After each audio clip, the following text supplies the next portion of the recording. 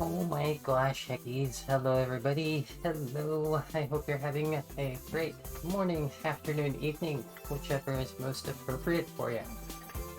Ooh, oh my gosh, oh my gosh. I'm Miss Oddfox, and I will be your host today. We're going to be playing some Encased. It's SOS Sunday, and gosh, Heckies. I'm very much looking forward to playing some Encased, especially after, I've been spending the last hour and a half, 2 hours, getting the intermission videos ready. That's right, videos, although it is pretty much just one that I chopped up into a couple little sections. But yeah, I think it looks really nice because I decided to do a newer recording of that train ride with better shaders and graphic settings with my newer video card. So yeah, that's gonna be nice. I'm very excited to see that. It was very fun to make, but tiring. Oh my gosh, throwing it all together. Okay, so I think that pretty much sums up everything with the stream. So let me try to get the game launched.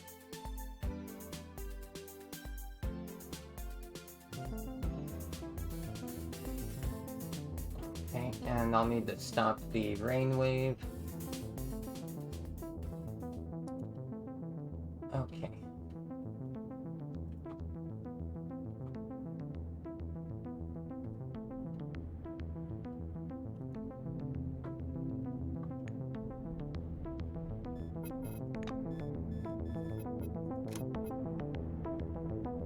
Okay. I went and did a little bit of tweaking to the game sound, in particular the ambient sound. I figured I would try turning down that volume because it's kind of a common theme for me that some of the background noises are a little bit too loud when I'm stuck in the middle of a conversation with an NPC. And like there's just like a loud hissing going on constantly in the background, like okay. Well, I don't need to do load, I can do continue.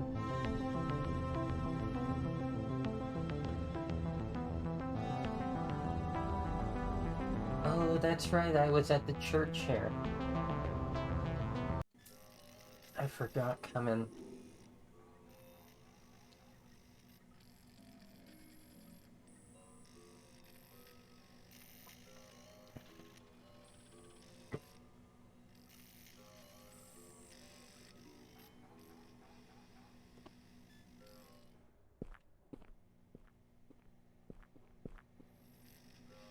What are you sneaking around here for? Oh. Okay, so I think I already talked to both of these characters. Who she is, what she's doing. That's right. I remember reading I'm a Nurse, You Silly Billy. Okay.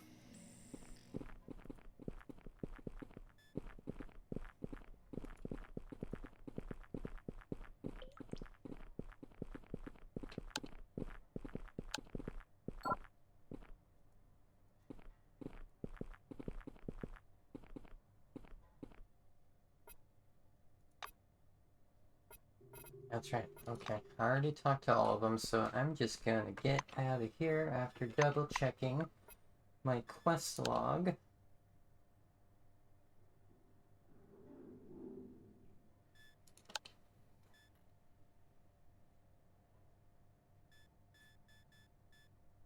Okay.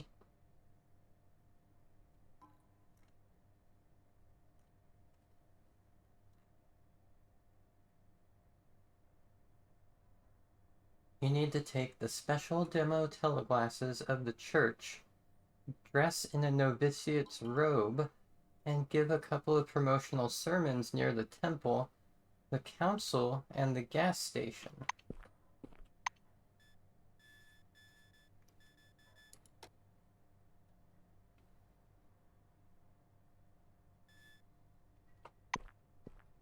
Hmm.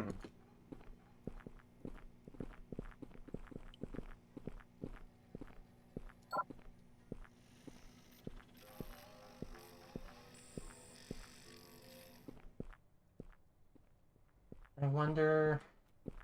I don't like you. Uh-oh. It says I'm trespassing.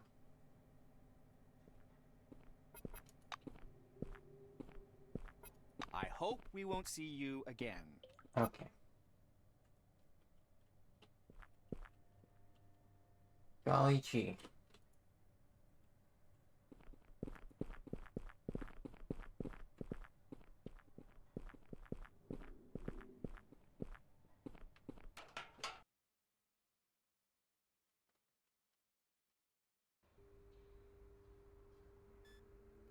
Robbed a...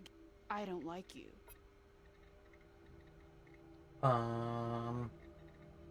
Okay, you don't have time to leave and cover your tracks. Eleanor Kellerman catches you at the crime scene. Uh-oh, I'm at a crime scene. She examines the lock that you smashed with great surprise. Oh crap, I did do that. What are you doing? You can't just go around bashing the locks like that. Can't you put your strength to some better use? Okay, for the first time, I'll limit myself to a warning, she says in a conciliatory tone. Apologize for my wrongdoing and say that this won't happen again. She softens slightly. Okay, you seem to be decent. I hope we won't see you again. Alright. She bought it. The other one didn't.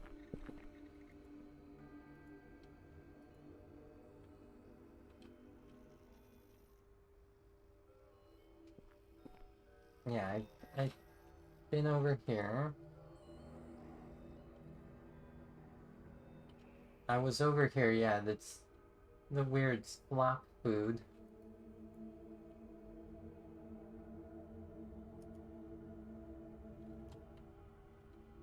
The digital prostitutes. Yep.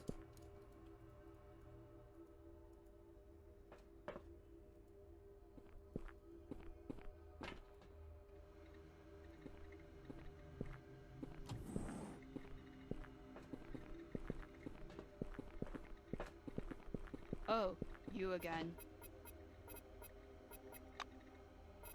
Yeah. See you later. Got myself a free coffee.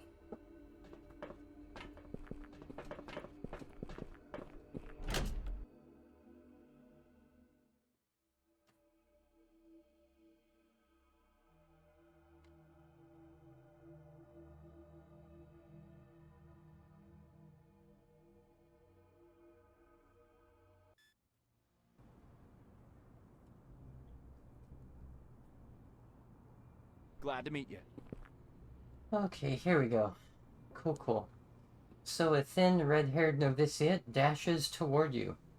I'm Julian, Brother Julian. You've been given the preacher, right? Hell, I envy you. In a good way, mind you. Ask him how to use the preaching equipment. The redhead gets even more animated. Now that's easy. You hang the device at your belt and look around carefully. There are the church's special radio relays all over the city. As soon as you see one, you connect the device to it just like that. Easy. Once again, hang the preacher on your belt so you can easily connect it to the radio relay. As soon as you do this, celestial music indeed, will sound from the relay, summoning crowds of people. Hallelujah. He throws up his hands in exaltation. See ya. See ya.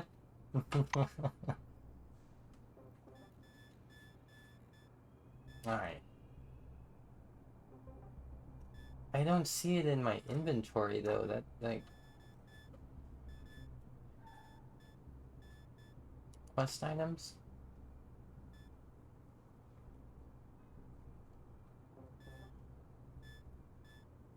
Um...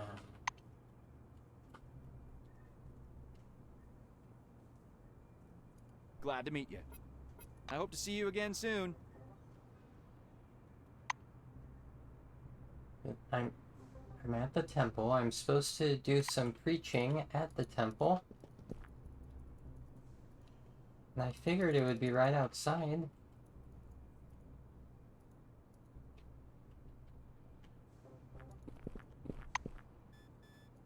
There's supposed to be teleglasses and robes. I have neither in my inventory. I'm gonna go ahead and take a peek at the website resource that I have.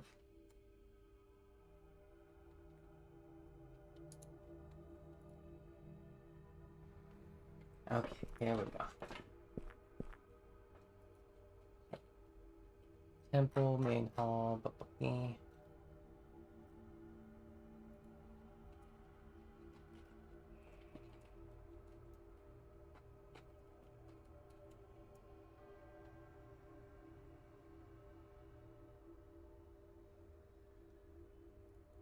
Okay, so Encased, temple.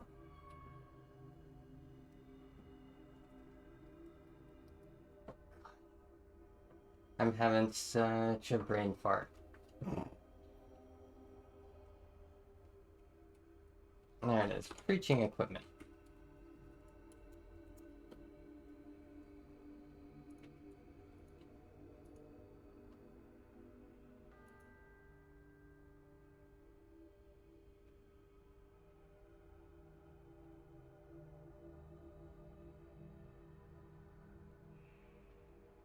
Oh, okay.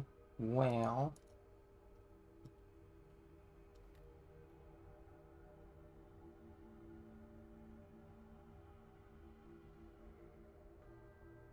Really? Karma? I was supposed to go talk to Karma again? Okay. I'm gonna start with that. Because I've been needing to get the beacons, now I know how to get the beacons. This game very much does not hold your hands.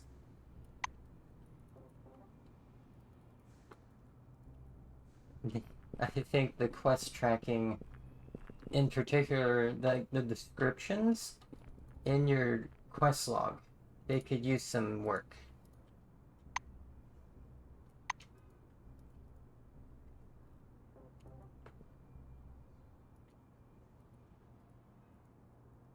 But then again, maybe I'm just spoiled off of waypoints and stuff like that.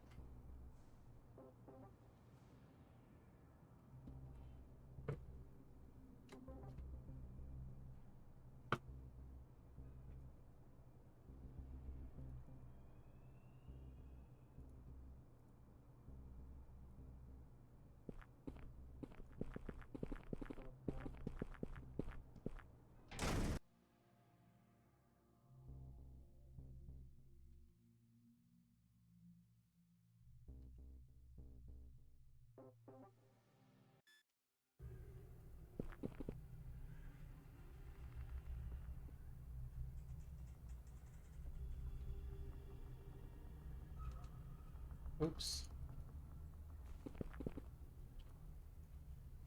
Right here.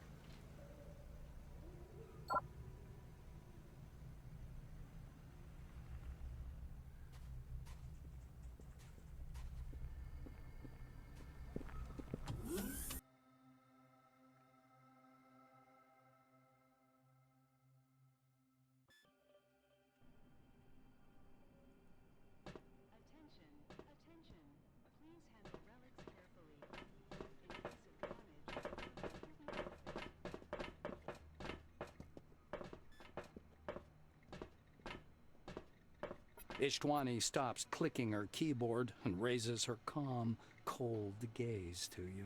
I have an offer for you. I'll explain my behavioral tactics in the council if you tell me why you are acting so arrogant during the meeting. Oh, okay.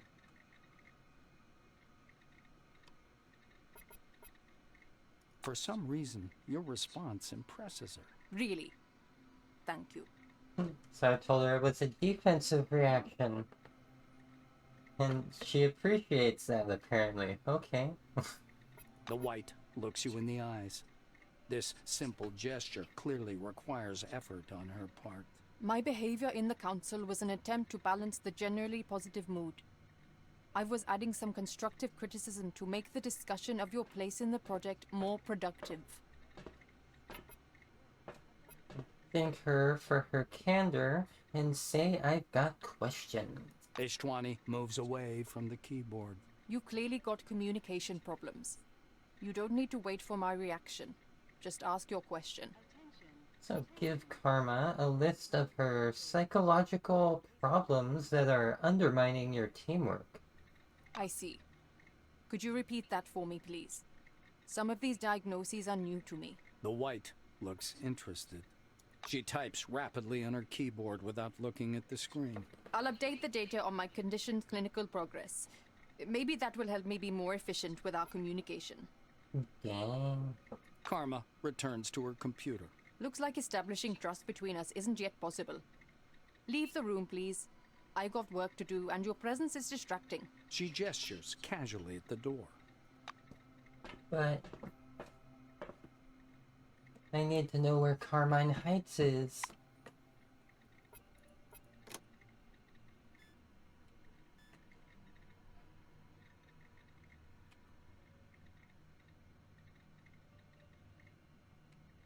Oh, there it is. Karma pokes her head out from behind the monitor. You again. Are you trying to establish communication or just being annoying? I'll accept either. Well, I mean, a little bit of both, but how do I get those maelstrom beacons? I can't supply those. I don't have any, and I don't trust you. Talk to Johan and Olivia Raysner in Carmine Heights. Is that all? Goodbye, then. The white returns to her work.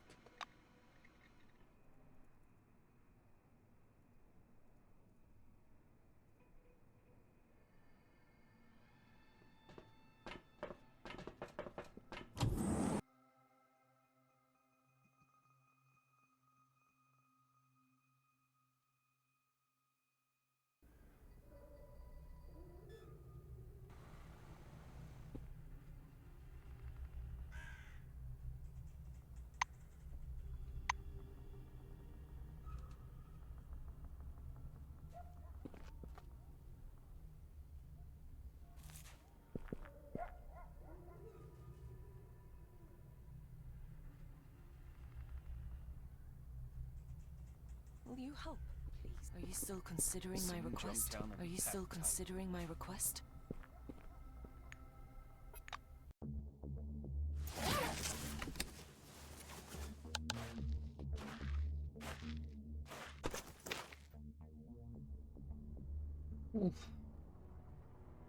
You drag yourself along the desert road through a wasteland baking in the heat and dotted with the white blotches of salt lakes. An unidentifiable noise catches your attention, and peering into the distance, you spy several dark figures. Yeah, use my trusty binoculars. Group of robo-kids. No problem.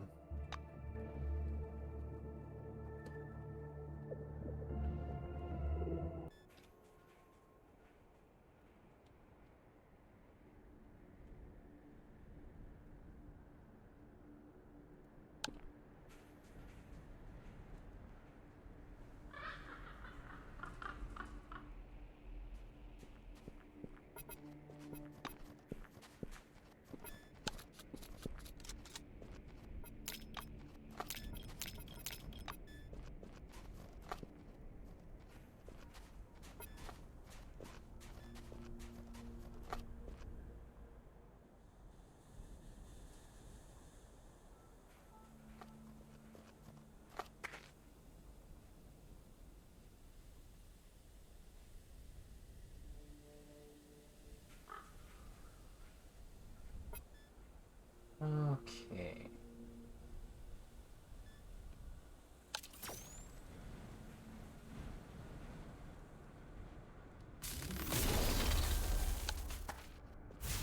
Attention! Attention!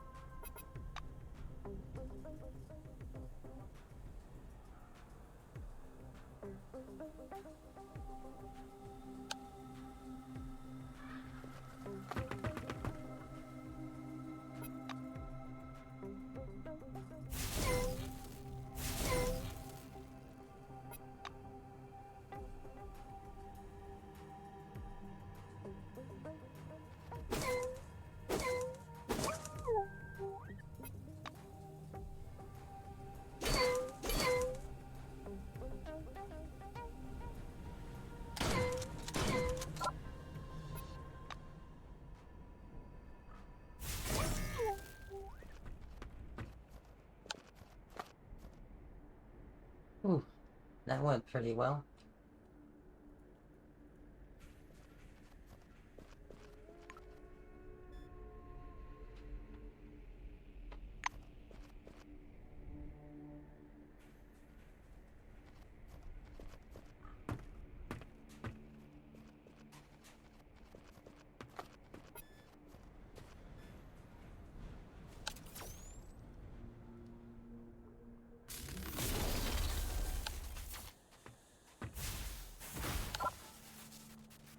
Attention! Attention! Signs of illegal activity detected. Oh my. I wasn't sure if they would do that. Go and notice. Oh. Too salty. I'm too salty now. I'm over-seasoned. What have you done, Turbo? Dinner is ruined.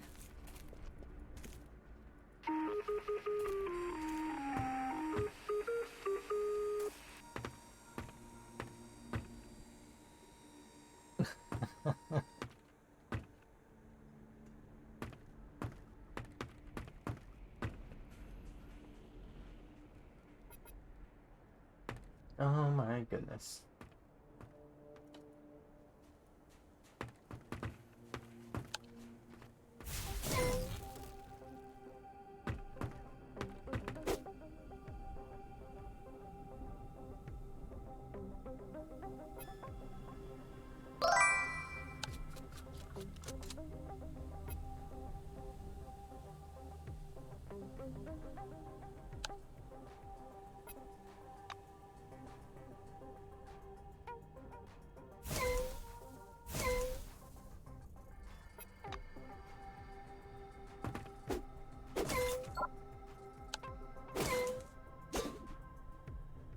Good old-fashioned fist fight.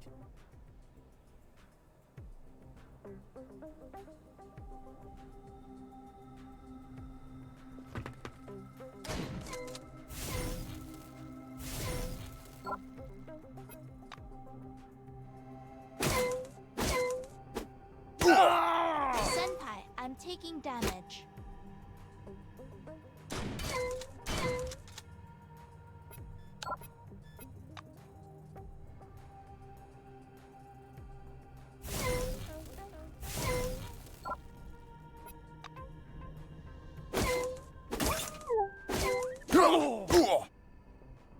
Can't fight without guns and knives. Come on, get at me.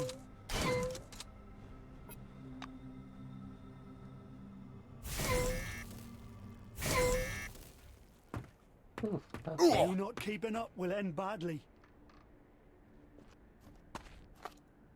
Oh!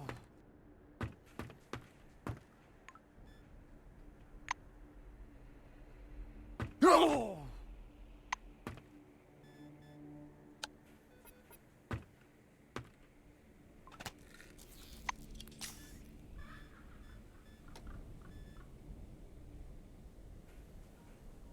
Oh no. I don't have any more coffee. I guess I have soda.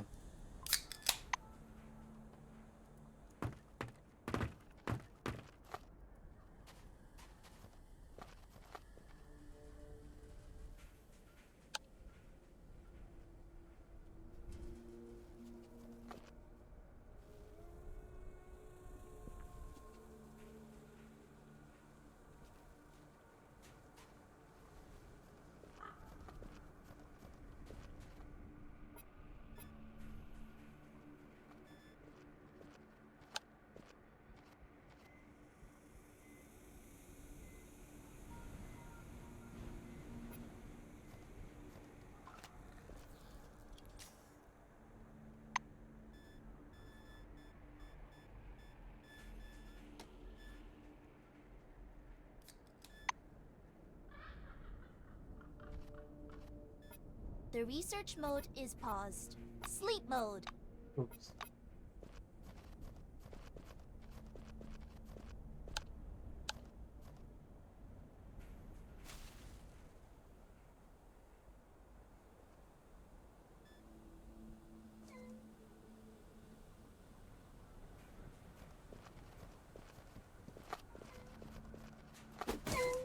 Attention! Attention! Can't fight without...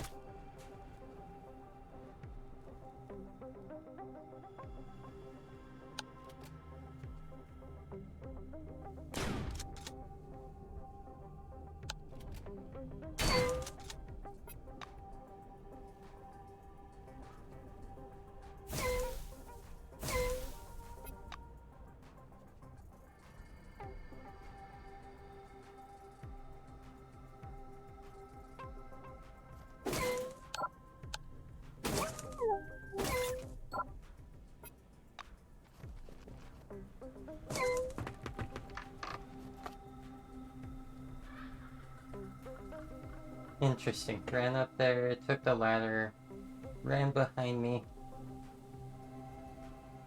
Energy drink in the fridge for ya. Heck yeah. Also, thank you. Thank you.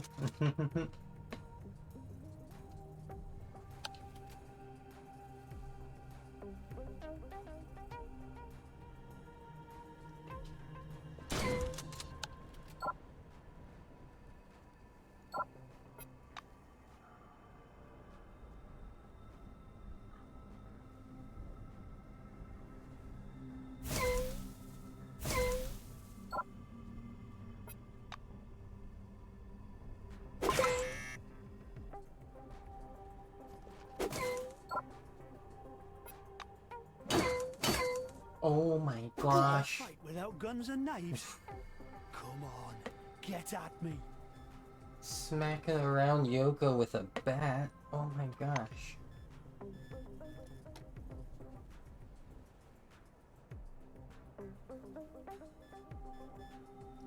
I not have any... Oh, there it is. Fixer.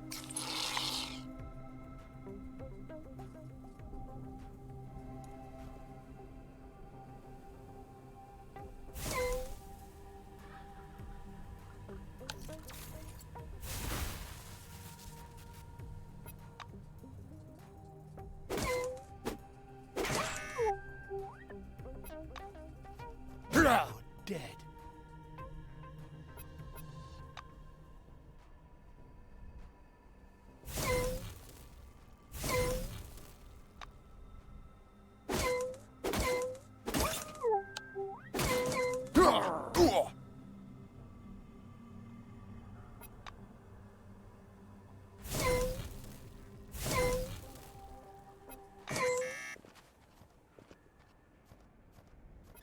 Okay.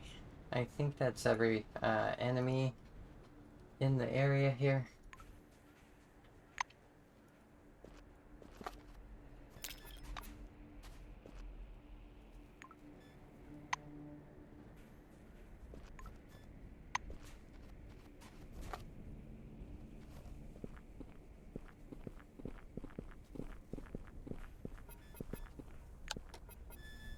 Oh, gotta level up here.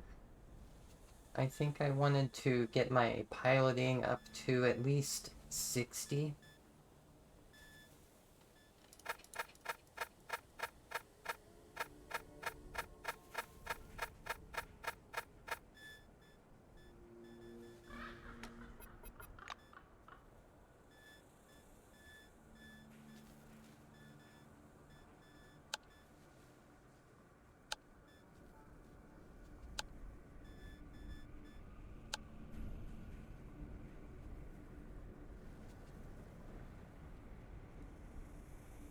Cooldown abilities, so that doesn't include my main attack. First round of every combat, critical hit chance. It would be quite nice.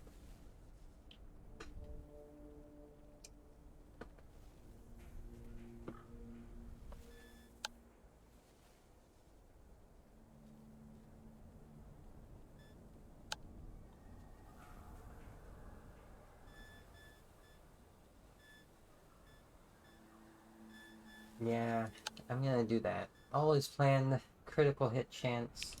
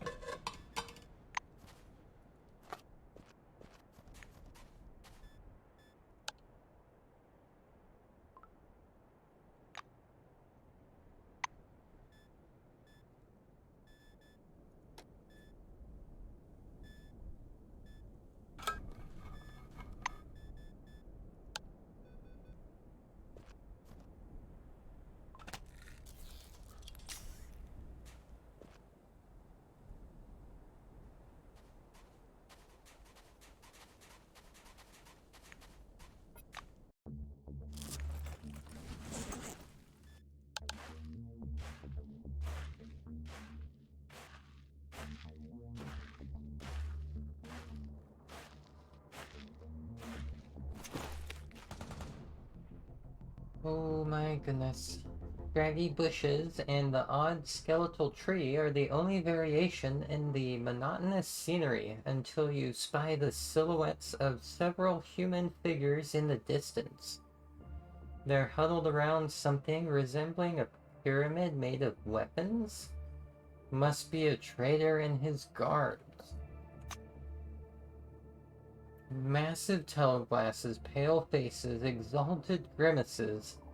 That's the enhanced view. Looks like you've come across the church's arms trading post. I don't think I have money. I'm not gonna bother.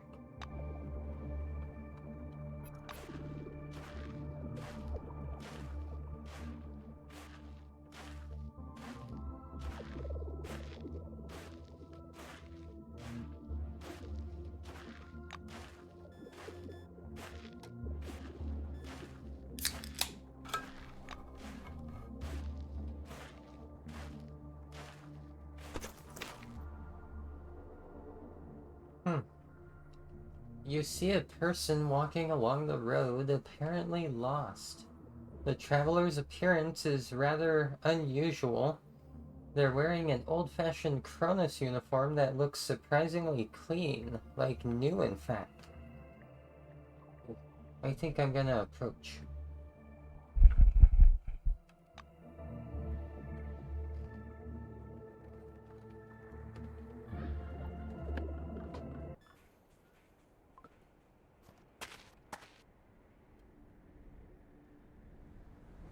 I feel like I've been to a similar location before. Come on, don't be shy. So the stranger studies you suspiciously. His hand slides across his belt, feeling for the holster. You, stay where you are. Hands where I can see them. Alex Stepover, Ares Task Force. Who are you? Where is everyone? Answer me. gesture for calm and ask what happened. The traveler's shoulders droop after tugging his black uniform with small red and blue stripes into order. He reluctantly throws up his hands.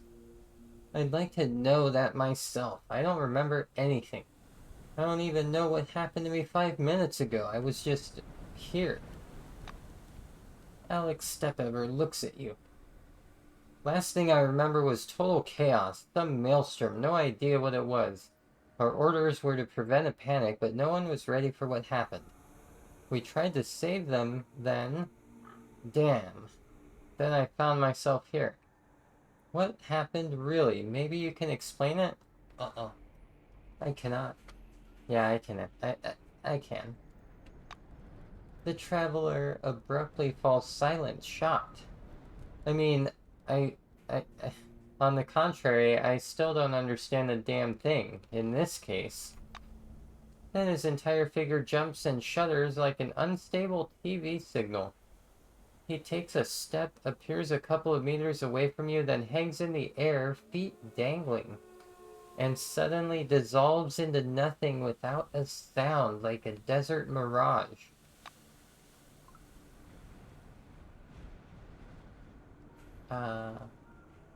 Well.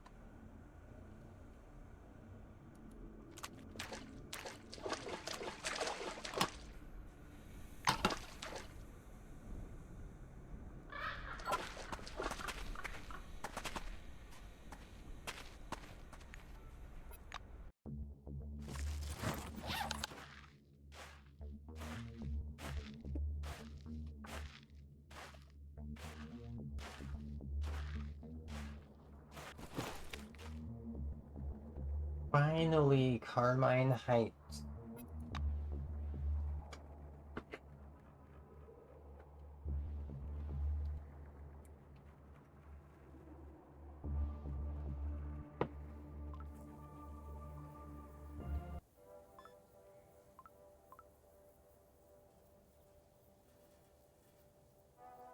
Interesting. Freedom, democracy, Raysners. And what the heck is Raysners?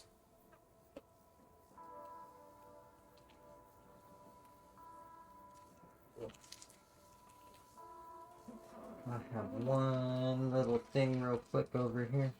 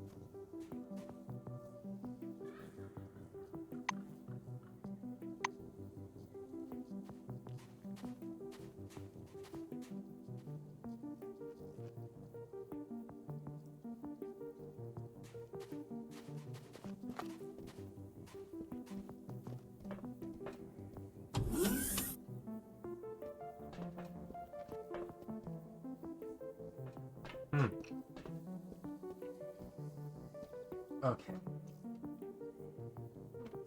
I'll be ready in just a moment here.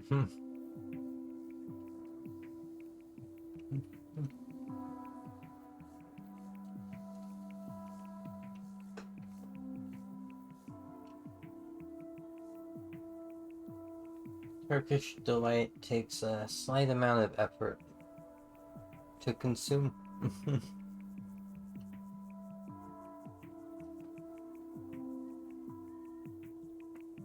Okay. A sturdy man with a bushy mustache, reminiscent of a typical movie sheriff, waddles up to you and presses his hand into your palm with a sweeping gesture. Hello. Oh yeah. Just had myself a blueberry and almond.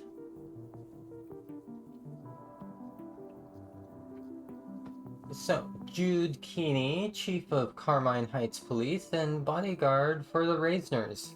Nice to meet you, he chuckles. Ask how he manages to be both the sheriff and a bodyguard. He chuckles again. That head of yours isn't just for show, huh? You catch on right quick. It's not like we get a lot of criminals. The folks here are good. They drink occasionally and they fight. So what? Not sure if they even need a sheriff, but rules are rules. He smiles good-naturedly. I am suspicious. Say that he is far too relaxed for someone who bodyguards for a family of politicians. The Black is trying to hide his offense at your remark. Relaxed, huh? That's just the look I go for. Helps to lull suspicions. I'm always on watch. And the gun's loaded. Jeez. Jeez. Later.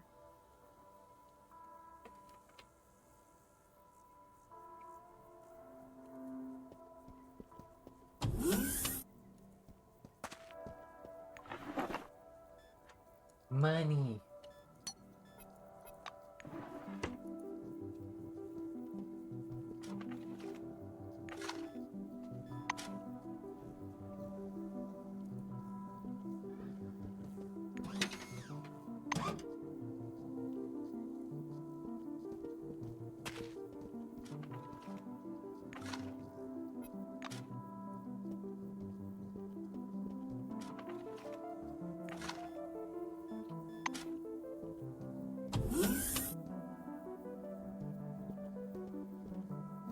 Nope. Here's Olivia and Johan. A woman with white hair and a playful smile stands before you. Hello there. I'm Olivia, and this brooding genius is my husband, Johan. Welcome to our home. She gives your shoulder a light, almost weightless touch. Oh my. Oh my. Say I'm here on business. I'm working on the emulator project and I need maelstrom beacons. She nods and becomes more serious. Oh, those beacons of yours. You'll have to speak to Johan about that. Alright, well, what do you do here? Well, the answer is quite simple. I create the illusion of a normal life. Someone has to, since everybody else is busy with important things. A gloomy expression flashes across her face for a split second before she laughs tightly. I run Carmine Heights with my husband. I deal with all sorts of economic issues. All the little things that busy people don't have time for. Well, these little things basically make up my life. Olivia falls into a thoughtful silence. Learn more about her husband, I think. Tenderness flashes in the Blue's eyes as she looks back at Johan, sitting hunched over the table. He's an exemplary research supervisor. Smart, persistent, and enthusiastic. Johan believes we must escape the dome at all costs. He has several different projects on the go, trying to find a way out. He considers the dome a temporary home only. But a house, even a temporary one, needs maintenance. Johan is content to wait with his bags packed, but I say it's necessary to grow food, trade, keep order. You know, Carmine Heights is full of talented people. They help make this place a lot more comfortable, but maybe that's not as important as the research. She shakes her head dubiously, lips pursed. Well, how about your overall opinion on Carmine Heights? Mrs. Raysner winds a lock of hair around her finger while she considers your question. This is a republic, did you know that? The people here fit in nicely, they understand the value of both freedom and maintaining order. But the locals lack unity. So...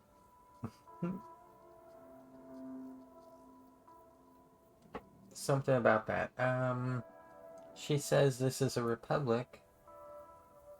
The signage was talking about democracy. And I can't help but draw the parallel towards, or with, the US and all that. Like, we're a republic, not a democracy. And there's a lot of, like, talk about small d democracy, though.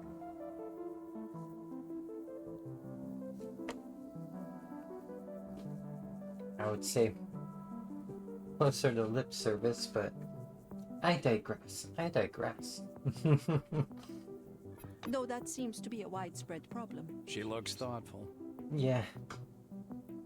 And how?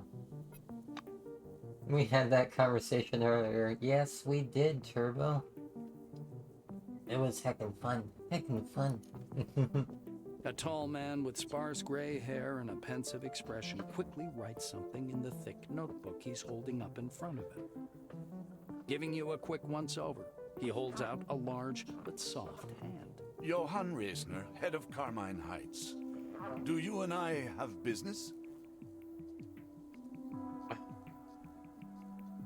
Yes, Johann. We are in leadership. A curly-haired blonde in a blue jacket corrects him in a displeased tone. Johann, take a lunch break. What, did I cook for you for nothing? Yes, Olivia, I will definitely have lunch just as soon as I finish. Johann mumbles as he continues to jot something down. He finally sets the notebook down and looks up, as if seeing you for the first time. Can I help you?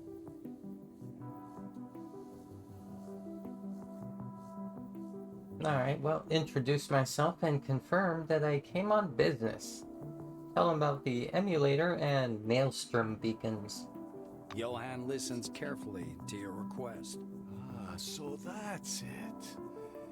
Yes, I was working on the beacons when I considered maelstrom to be something akin to a radio wave. As it turned out, this is something larger. But it doesn't contradict my hypothesis. The beacons, in theory, can still be used as you described. I'd be happy to modify them, but... He puts a hand to his temple, wincing slightly. Excuse me, it's a migraine. I wanted to say I'll finalize the beacons if you help free up some of my time. We're having a busy season.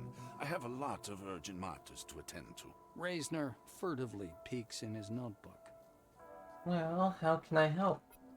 Johann, who's already immersed in his work again, reluctantly looks up from his notebook. In short, we're having elections soon. Just hang my and Olivia's posters on 3 notice boards around Carmine Heights and we'll be done. Here's the glue. The posters will be ready in just a minute. Raysner runs the rotoscope on the table. The rotor begins spinning and several glossy posters drop into the tray beside it. Johann gives them to you. Okay, well, I have a couple of questions about Carmine Heights and other settlements. The blue nods dryly. Of course. What do you want to know? Ah, what business he has here? Johann spreads his arms to encompass the room. See for yourself. We don't just do research here. We solve actual problems. We'll either come up with a universal defense against Maelstrom, or make a hole in it. At least one of these things should work. His enthusiasm is undeniable. Well, what does he think about Zemeckis and his attempts to take power in Carmine Heights? Johann makes an indefinite gesture. I'm not particularly interested in politics. That's a question for Olivia. But if Zemeckis wants to be in charge, maybe that's his right. This is a democracy with free elections. He shrugs. Looks like he's really out of the loop on this topic. So, what does he think about Carmine Heights? Johann briefly grows animated. Our settlement is a grand workshop for those wanting to break free of the dome. We don't have a lot of money, so our researchers compete with each other for resources and funding. He slowly grows more and more flustered. And it works. We've made some impressive advancements. If the scientific potential of the new committee and those phalanx relics were at our disposal, our work would go much faster. Alright, asked about his wife. Olivia? Johan reacts with surprise, as if just remembering that he has a wife at all. Olivia, she's a good woman, but alas, she doesn't find my work especially interesting. She's more concerned about the Atlas harvest and keeping bugs out of the hotel. She thinks our economy is too dependent on trade. Well, she's probably right. He shrugs. Alright, previous topic. Johan rubs his temples. Sure, just don't take too long. I need to get back to work. Remind me what I need to do. I need it. The blue makes a strange motion with one hand, as if adjusting invisible glasses. Olivia asked you to put the campaign posters on 3 billboards.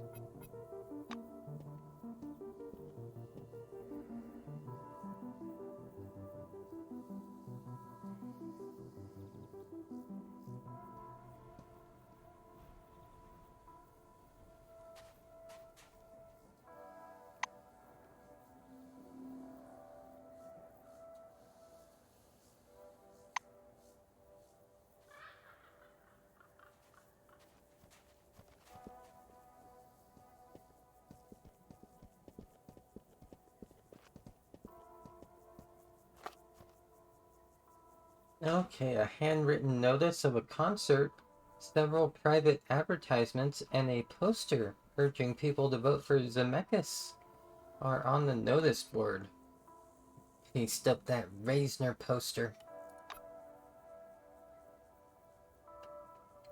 While you work on the poster, your attention is involuntarily drawn to Zemeckis' election campaign. You can, of course, leave everything as it is, but no one's stopping you from creatively modifying the posters of the Raysners' main rival. I have a feeling that would backfire. Read the other announcements. It's a lot of announcements. A large poster of a hairy guy with a guitar, drawn crookedly but not without soul. The text reads, "On the anniversary of the founding of Carmine Heights, Proton Bombardment will be waiting to play for you. Tom on vocals, Jack on guitar, Krishna on bass guitar, Katja on drums. Venue is Room of the Doss House. 20 o'clock. See, that 8 o'clock p.m. Tickets available on site." Yeah.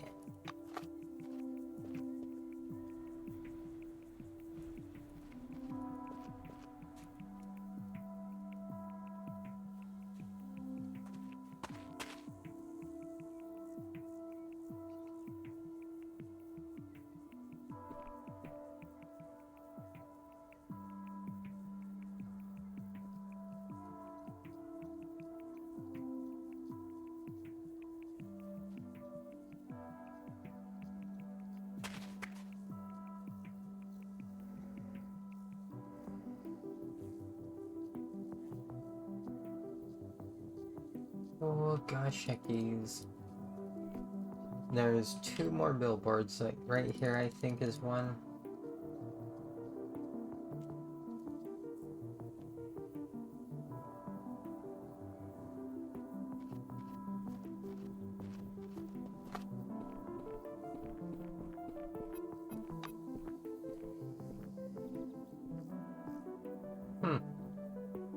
You paste the Raysner campaign poster on the board.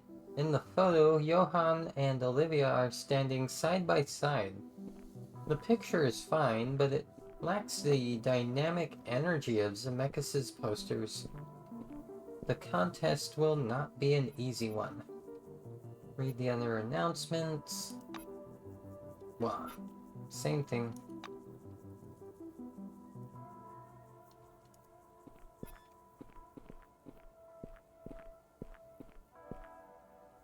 Yeah, take a ride.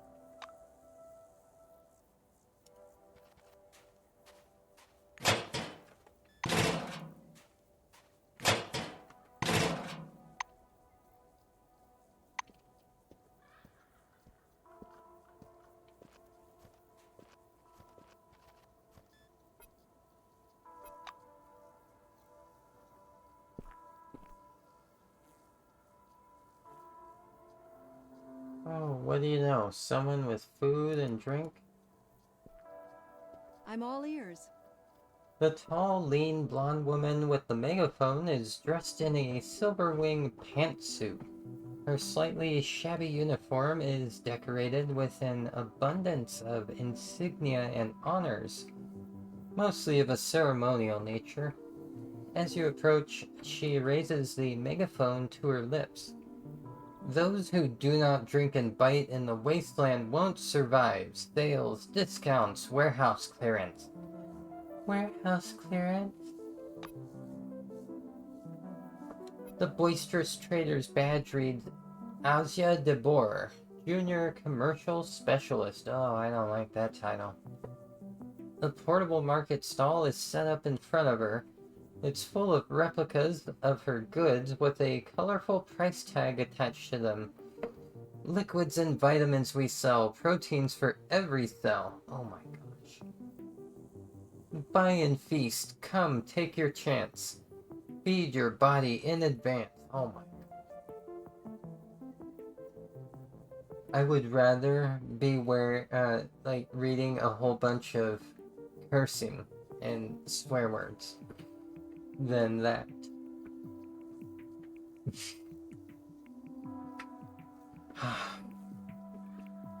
I need to recover for a moment. Thankfully, an advertisement was playing, apparently, during that, so... Did it like a cheered babe.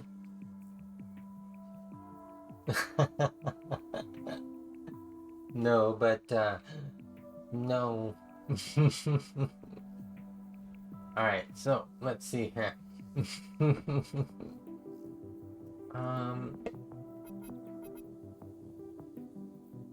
You know what? I'm gonna ask her to turn down the volume. No, I'm not. Yes, I am. Turn down the volume.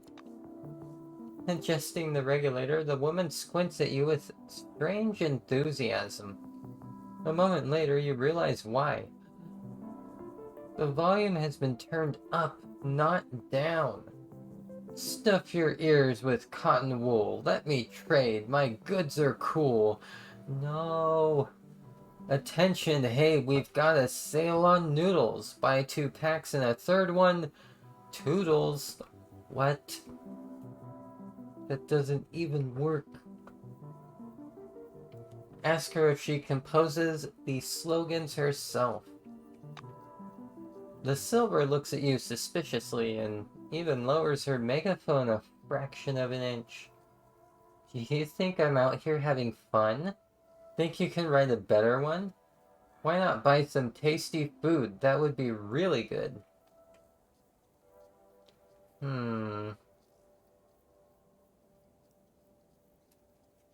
I could praise the originality of her rhymes and her quick-witted improvisation, or tell her if a real poem could shit, what it shit would still, or what it shit out would still be better than the stuff she writes.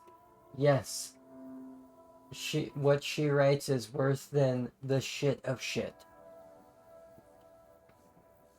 But I'm gonna be nice. I'm gonna praise it. +5 reputation with the committee. Hey, how about that? The megaphone disappears behind the stall and Miss Junior Specialist leans toward you. After the coarse croak of the amplifier, her small voice sounds almost homey. Listen, I understand literature. After all, I've got Witwatersrand under my belt. Are you Witwatersrand? And I graduated art school with distinction, but you don't know how much of a body you don't know how much a body has to hustle to make it out here. Well, that's true. I just have to go engage in endless combat. Despair is mixed with grim determination in her voice. So I have these poems. As soon as I'm promoted to senior specialist, I'll forbid any sort of rhyming from day one. But until then, cut me some slack, okay? She raises her megaphone once more, and the stall's loose screws chime in the waves of noise. Look at this happy surprise. Today we've got ham supplies, alcohol and nicotine. Buy them both and you'll feel keen.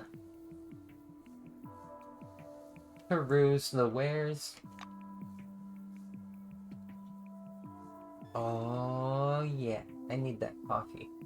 It's too expensive though. I can't even afford a single coffee. No, I can. 30. Good enough. Okay. Do I have any junk to sell, I wonder?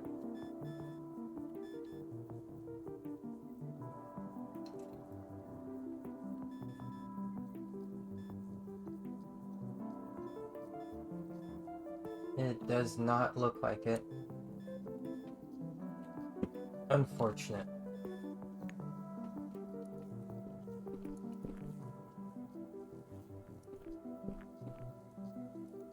Okay, so I've put up 2 posters.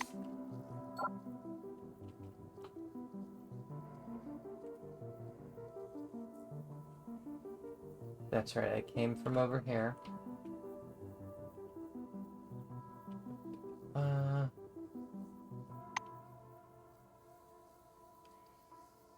Oh wait, no I didn't.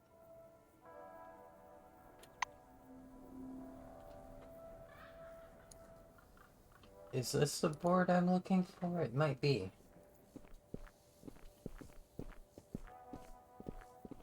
Oh, heck yeah. Put up that poster.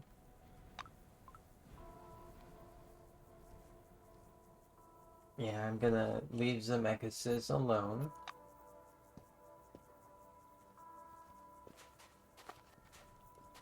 All of a sudden, I'm like, should I ruin just like one of them? Like, that shouldn't get the Raysners in trouble.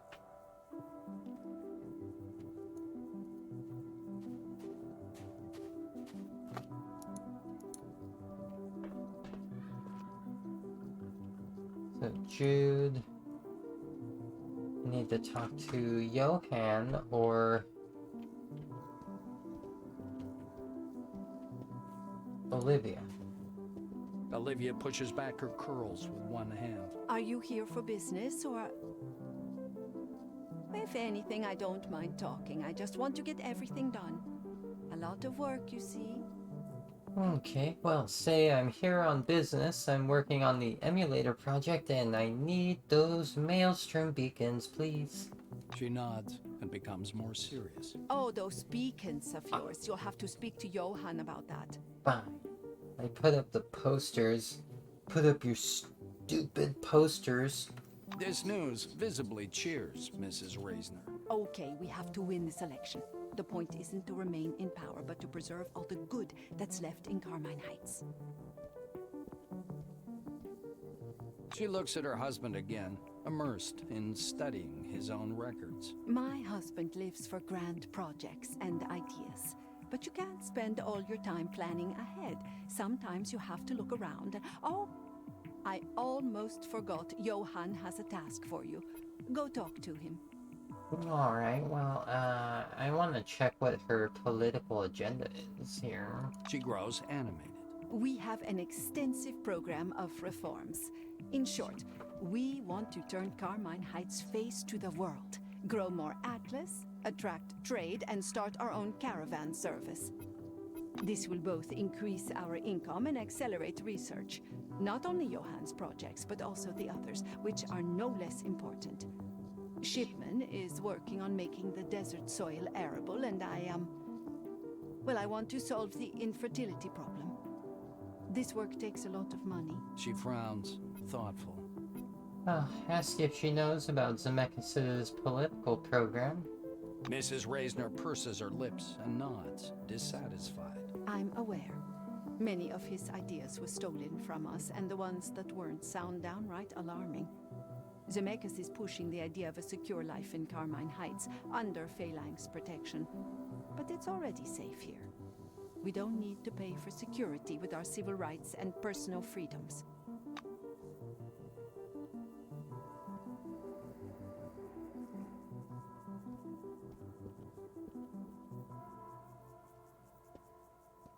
Johann is finding it hard to drag himself away from his notes. Ah, it's you again. Sorry, I got a lot on my plate. I would certainly chat otherwise. Although, if you're here regarding our common cause, I'm listening. He looks at you expectantly. Oh yeah, inform him that the posters have been posted. Johann blinks sleepily, still captivated by his own thoughts. Posters? Oh yeah, posters, great. Did I tell you about the isosuit? That's my #1 priority right now, and I could use your help. Oh, what the heck is an isosuit? Raysner leafs through the notebook. When he finds the page he's looking for, he shows you a vague diagram. This is special gear based on a servo shell design. A suit that would theoretically preserve the operator's life when passing the dome's perimeter. Huh. How is the research progressing? The blue is noticeably morose. Not successful, to be honest. I have a partly finished prototype based on my drawings, but the group working on it is undergoing a crisis. They can't decide on some of the design features. Well, what needs to be done? He cheers up. Go to the lab and talk to Robin Helworth and Toto Gurgiev. They have 2 hypotheses that each require material for testing. I expect you to help them acquire what they need. Alright, well, I am ready to tackle this problem as well. He nods, reassuringly. This will be a big help to me. Take a look at the isosuit prototype and talk to Robin and Toto in the lab. Now, excuse me, but I have to return to my calculations.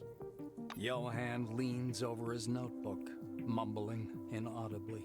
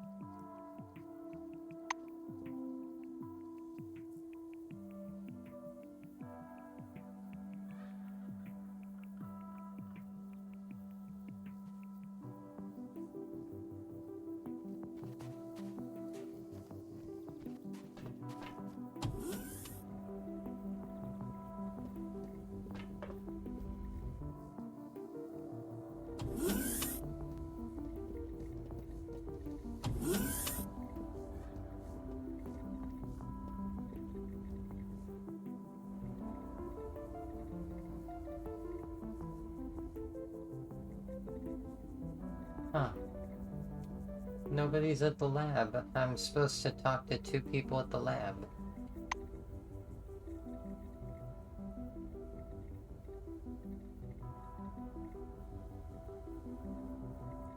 Oh, gosh darn. I was mistaken.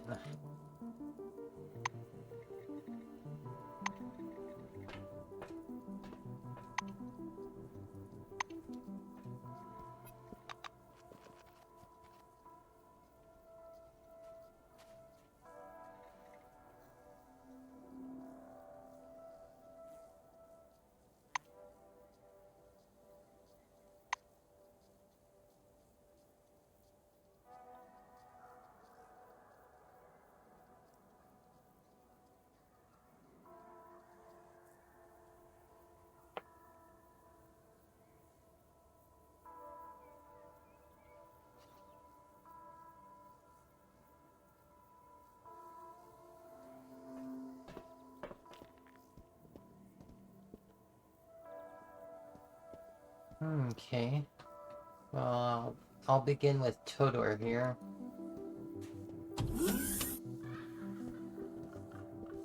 How can I help? Two. The stooped, curly-haired guy awkwardly holds out his hand. Todor Gurdjieff. I think so. This is Robin Hellworth, a colleague. We're designing the exosuit together. He puts his arm around the shoulder of a plump, black-haired girl smoking a cigarette. You notice that his hand hovers by Robin's shoulder without actually touching it. He points to the servo shell on the rack. And this is an isosuit. Don't touch it, okay? Well... Inquire about the purpose of the isosuit. Isn't it clear from the name? It's an insulating suit. It's intended to block the field at the border of the dome. If it works, we'll be able to leave here anytime we want. This is Carmine Heights' most important scientific project, okay? He explains with a fierce glare. Ask why the suit isn't finished yet.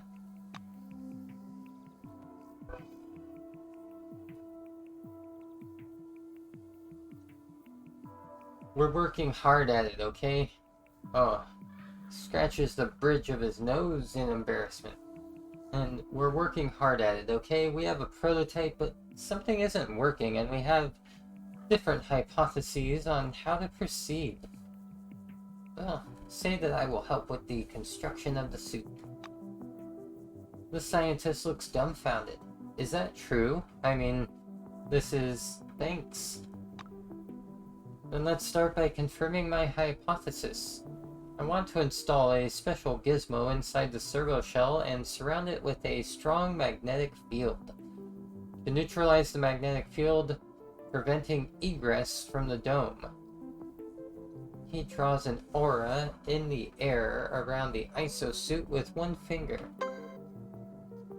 The isosuit operator must wear a jacket made of sheelite fiber.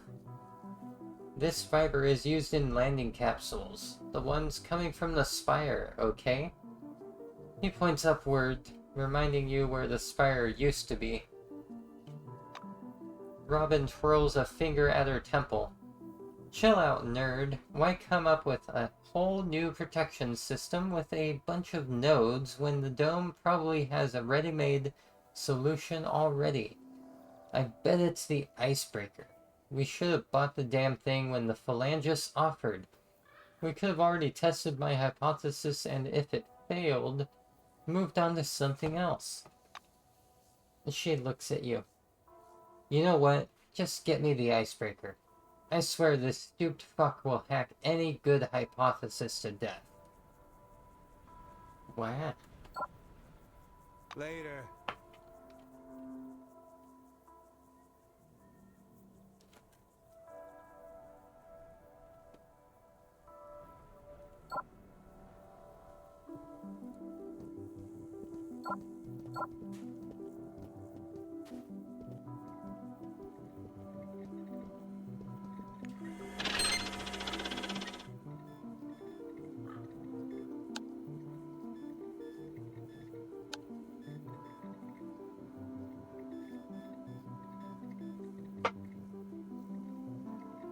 Jalapeno pepper spray.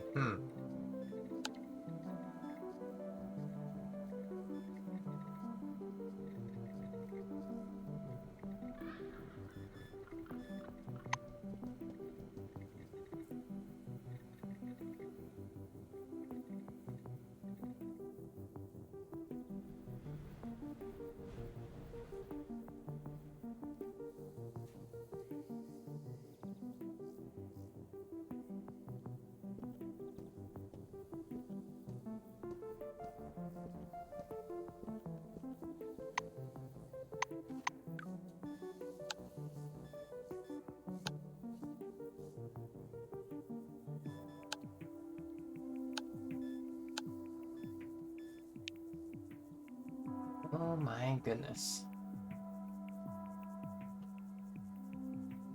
Okay, well, I think what I'm gonna do, because I am exceptionally hungry at the moment, is I'm gonna start my intermission a little bit earlier than I usually do. But I still am gonna be playing Encased once I get back from that intermission. Let me see here.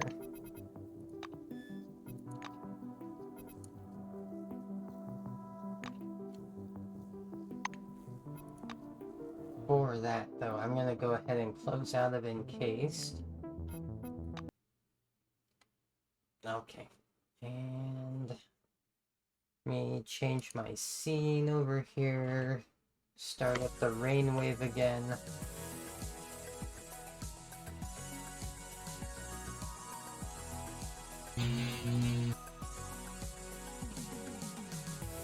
Oh my gosh, heckies.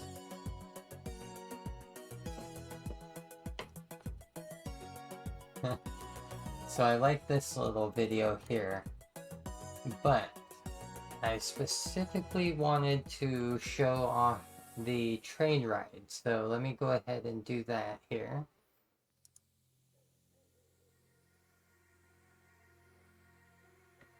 Alrighty, so I'm gonna go ahead and mute the microphone for a moment while I'm AFK. I will be right back though in about, probably 1 or 2 minutes. So, heckin' love y'all and BRB.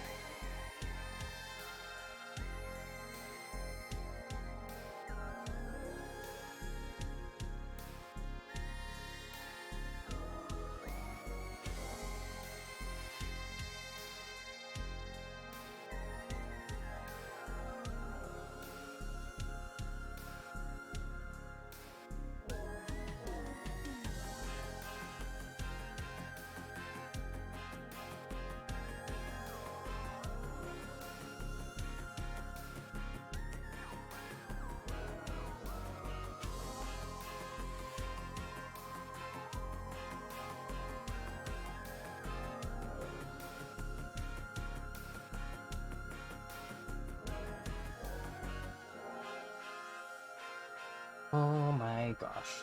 Gosh.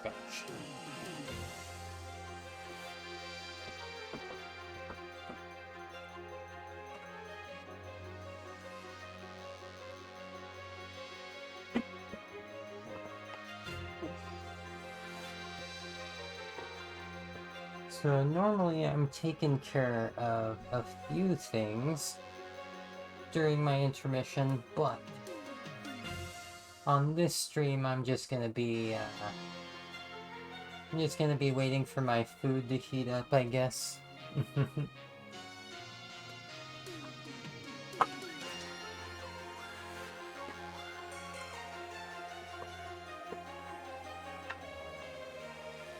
Gonna just cool my jets on everything else.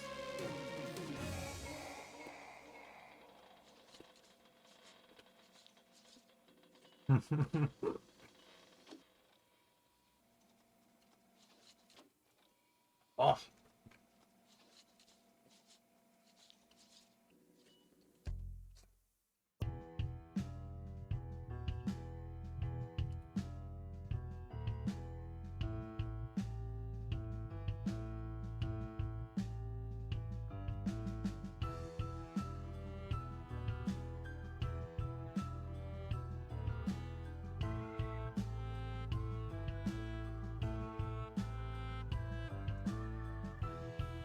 Oh my goodness.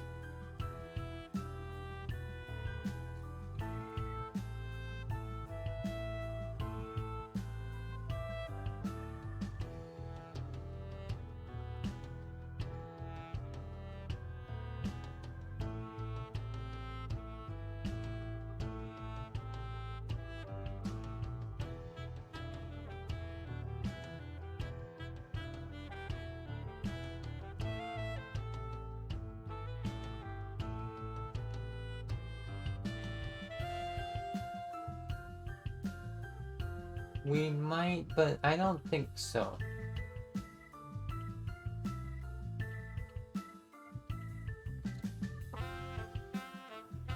We might see the skeleton.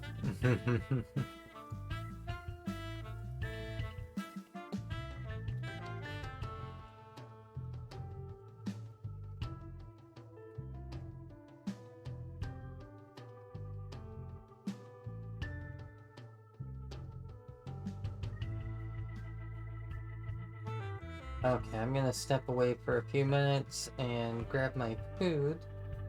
And yeah, I will be right back. Love y'all.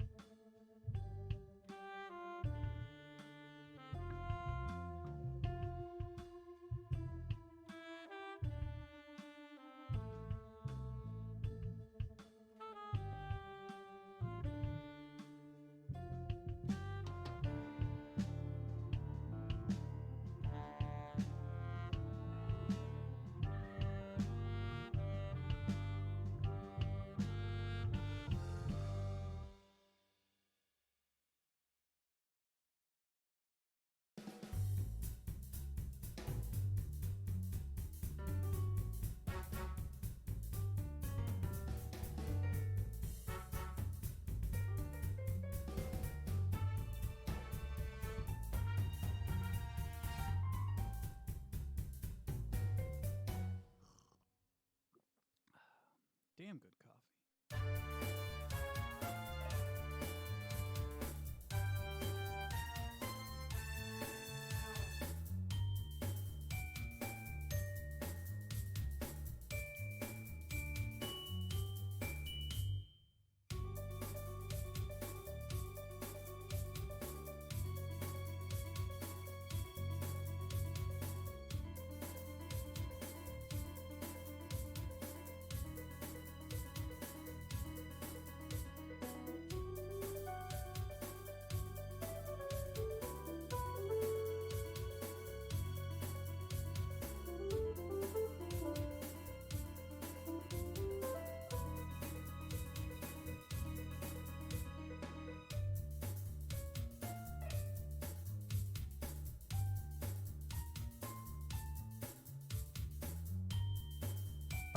Alrighty, gosh heck.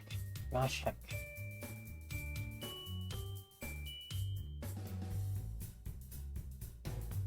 Just about ready.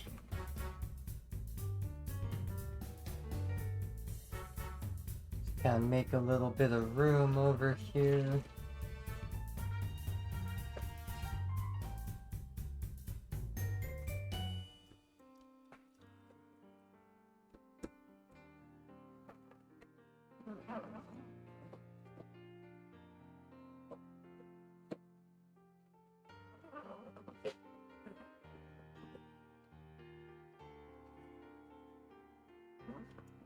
Okay.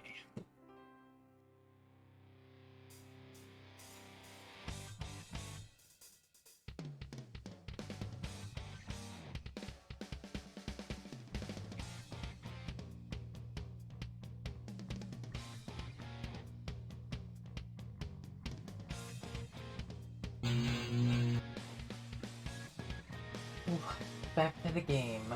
Back to the game, and yes, it did. It did.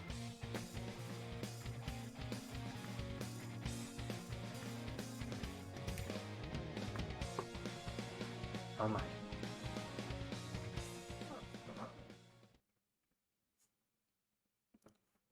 Let me go ahead and launch Encased again.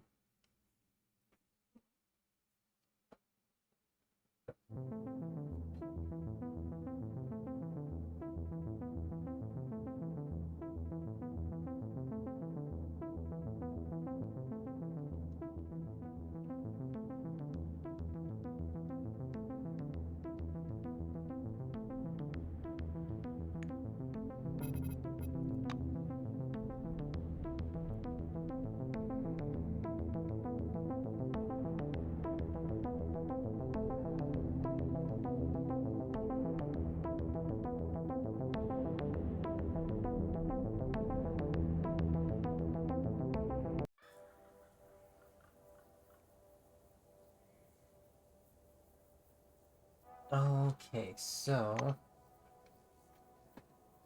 double check exactly where I am in the quest line.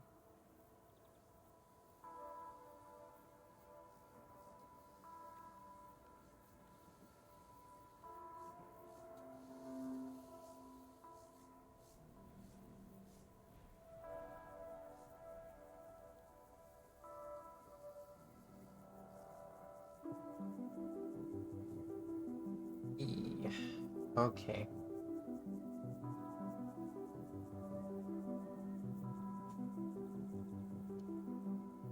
Oh, that's where I need to go.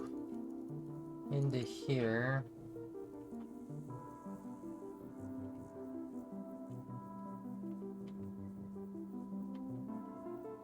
Is it not?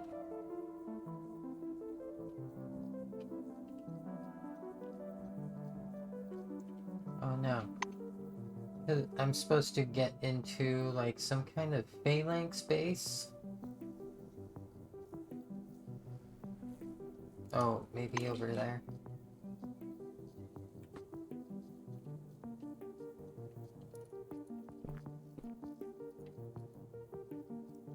No, that's not it.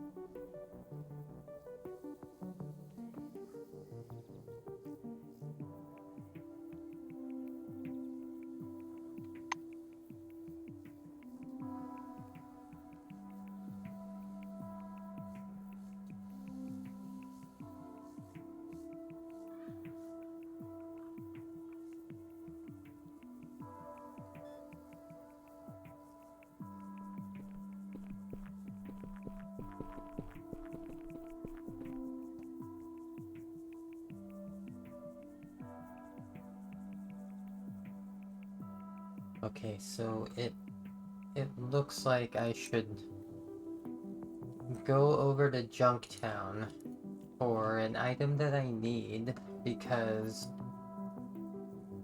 what I need to do here in town, in Carmine Heights, is apparently going to cost me at least 600 comm bonds.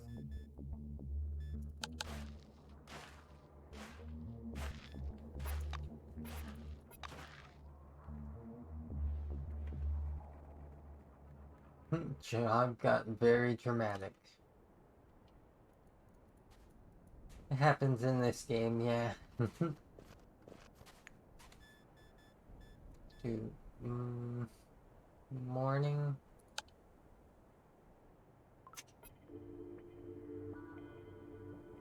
Ah, darn it. Sleeping poorly, so... to noon.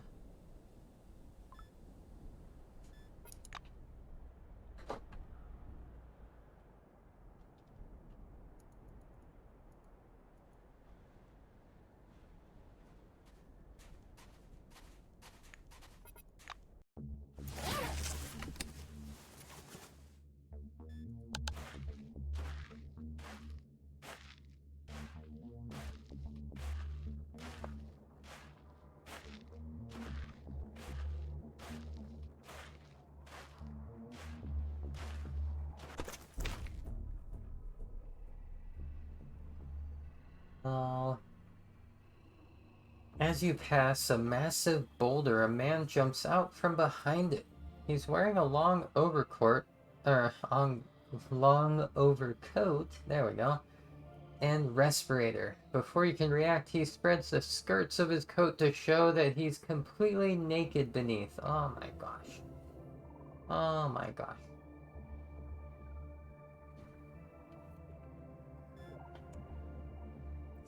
Kick him in the nuts. You gauge the distance and swing your foot, but your boot flies off target. You lose your balance and fall to the ground, raising a cloud of dust. Grunting laughter comes from behind the respirator. The stranger clutches his stomach with mirth as he quickly departs the scene. You get to your feet with a grunt, brush yourself down, and look around. The stranger has vanished. You shrug and hit the road. Eh.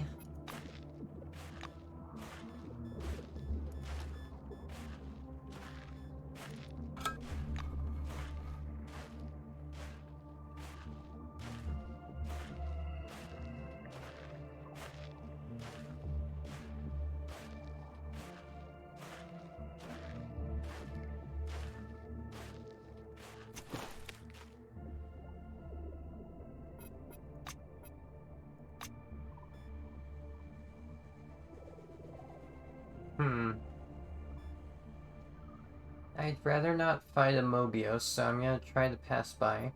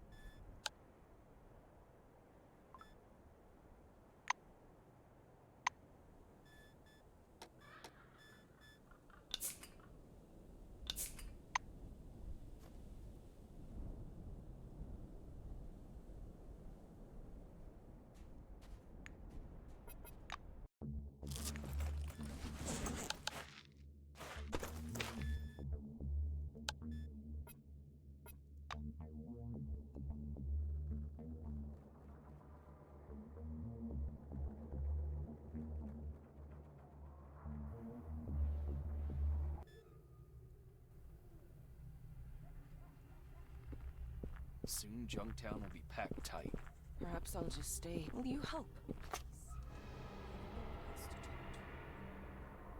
Oh my gosh. Junktown slums getting under attack. Cockroaches.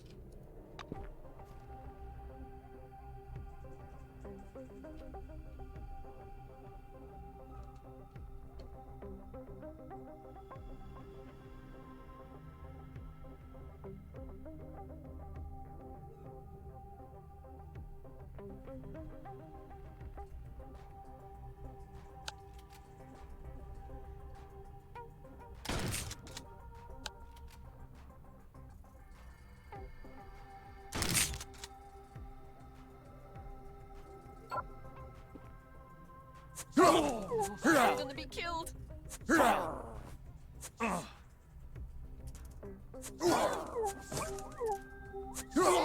I'm taking damage. Ew, yuck. You nasty insect.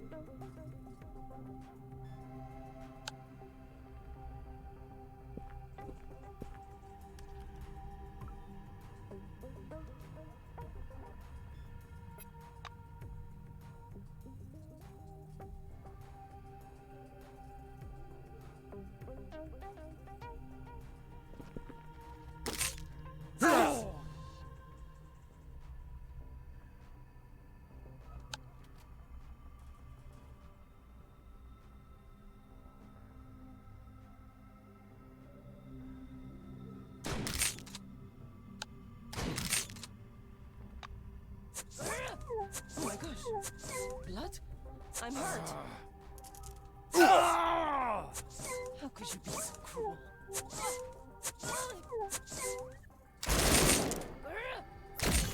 You nasty insect.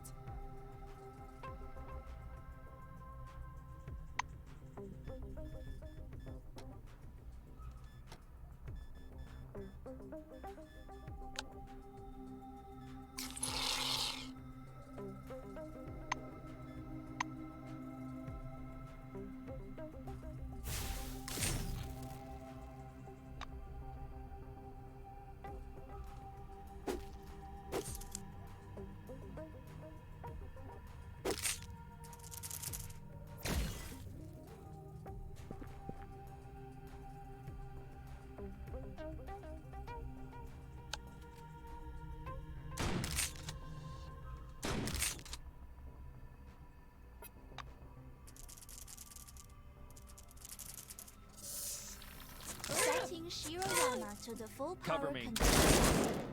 Bring it on. I'm terrible. Ew, yuck.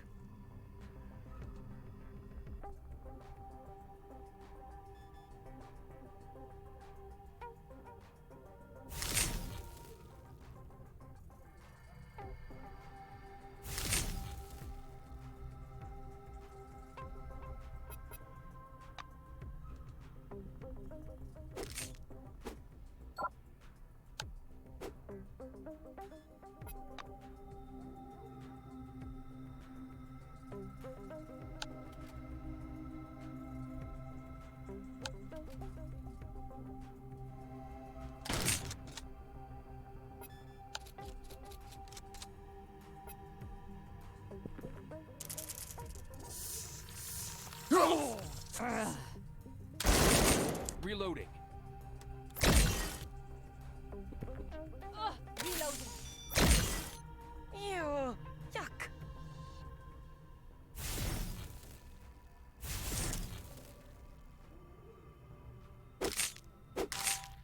Are you still considering my request? Ooh, that was not fun. Perhaps I'll That just was a stay tough here. battle. Are you still considering my Perhaps I'll just stay here. Will you help, please? Come on in.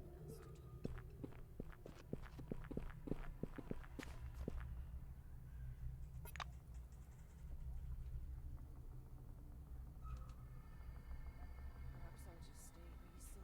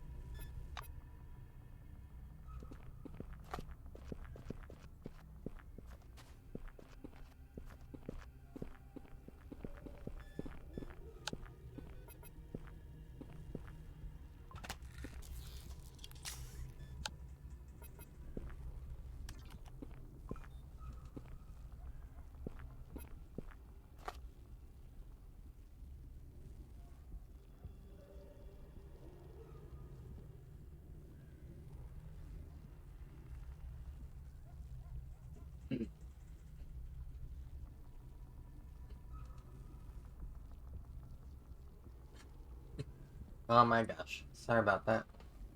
Oh, wrong tube. Usually that's not a big deal, but that was energy drinks, so slight deal.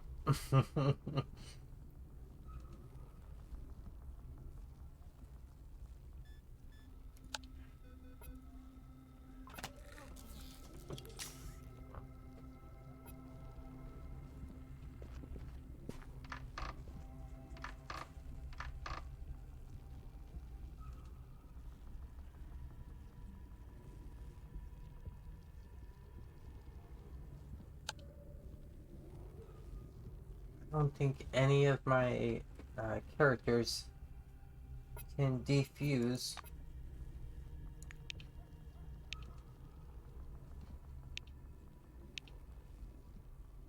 Oh, but it's gonna hurt.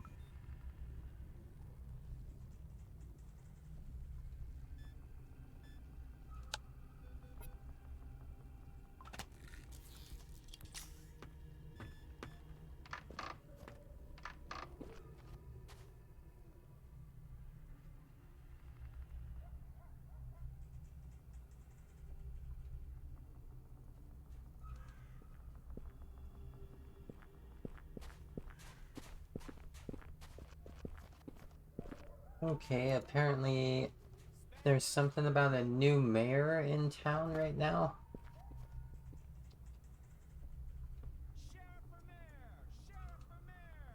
Show these mothers how real policy gets made. Spangler is our man.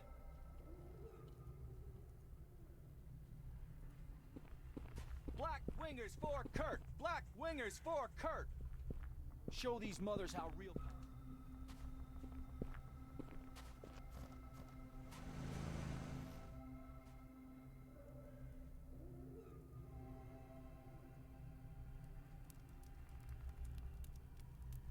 Oh yeah, Bethany. Best shots.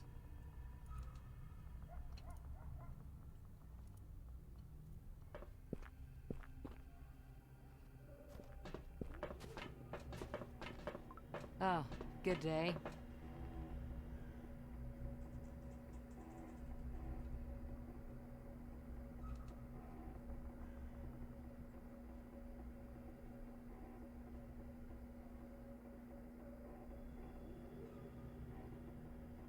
Alright.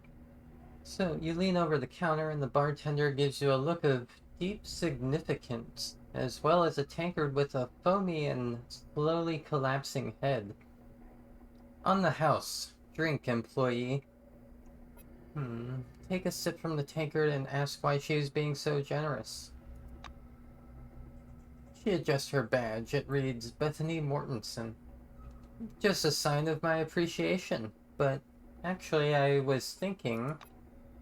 She stands up from the counter and brings her face closer to yours. I've always said this place was a dump, but not anymore. The emulator is doing great, and things in Junktown are improving. People are beginning to say Junktown needs a mayor, and I was thinking I should take part in the election.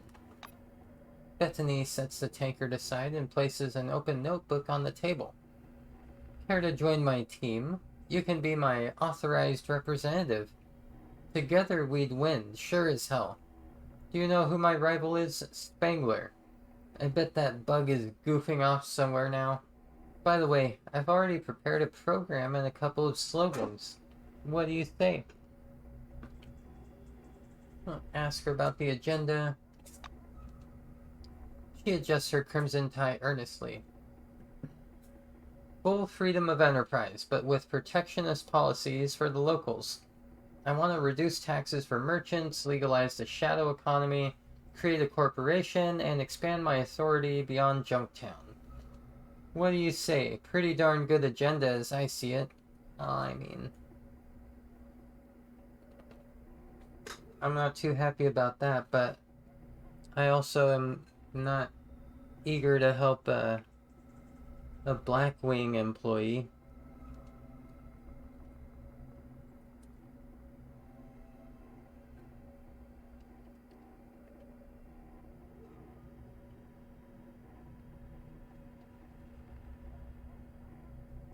Tell her you don't mind becoming her concierge.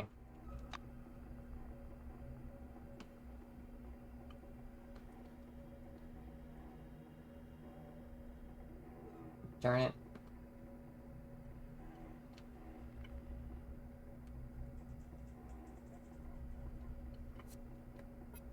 I don't have any way to help her with her campaign, darn it.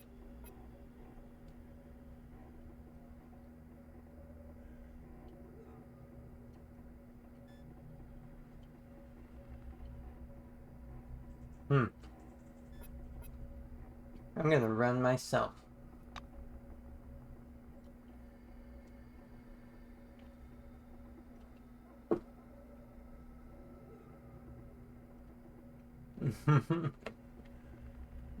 Exactly.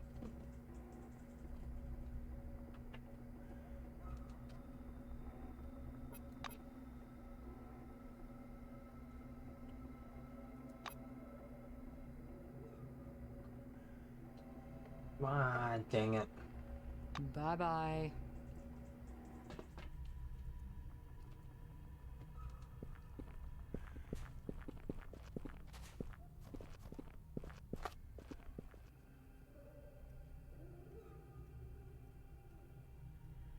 So, let's see here. Ooh, I only have 40 combons. I need at least 560 more.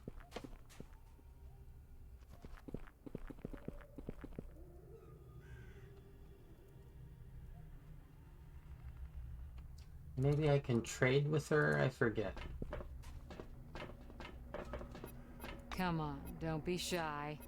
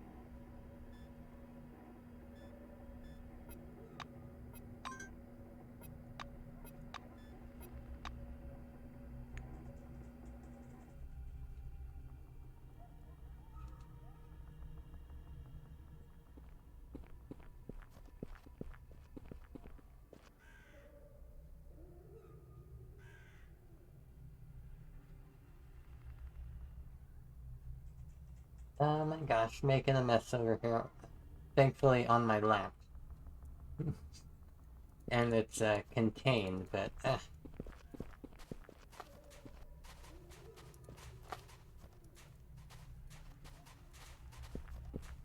you still considering?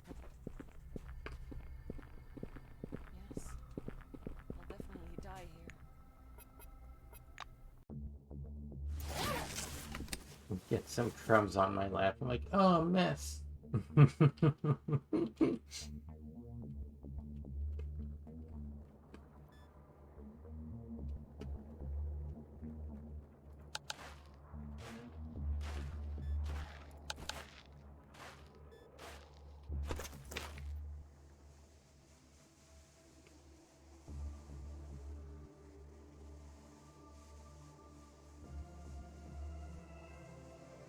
So I spy a hunched, blurry figure through the reddish haze, a stranger slowly pushing a shopping cart along the side of the road. Let him walk on up.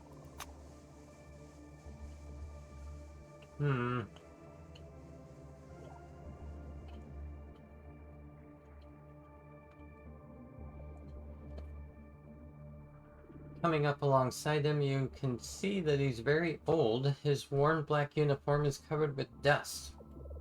He looks like he's been on the road for hundreds of years. His shopping cart carries a backpack, a couple of machine guns, and a few cans with worn-off labels.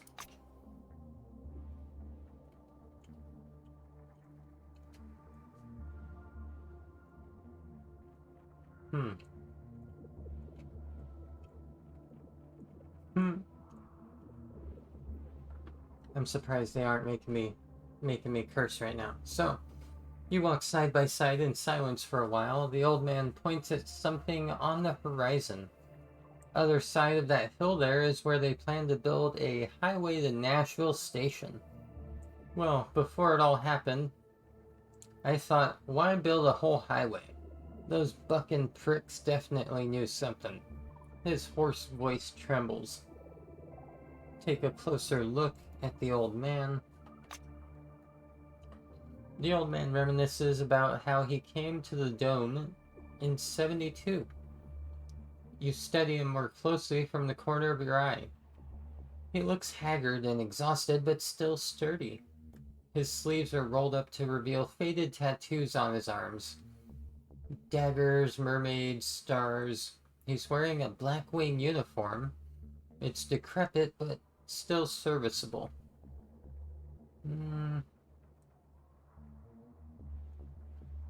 Listen to his story. October? Yeah, it must have been October. They sent us south to a site that didn't even have a name. They didn't tell us nothing, just ordered us to set up a perimeter and shoot to kill if... The old man pauses to clear his throat. Well, I mean, you know when to shoot, right? The old man lights up a cigarette. But nobody ever left from there. We almost went nuts. It was so dull. A year at that post, just staring into the void.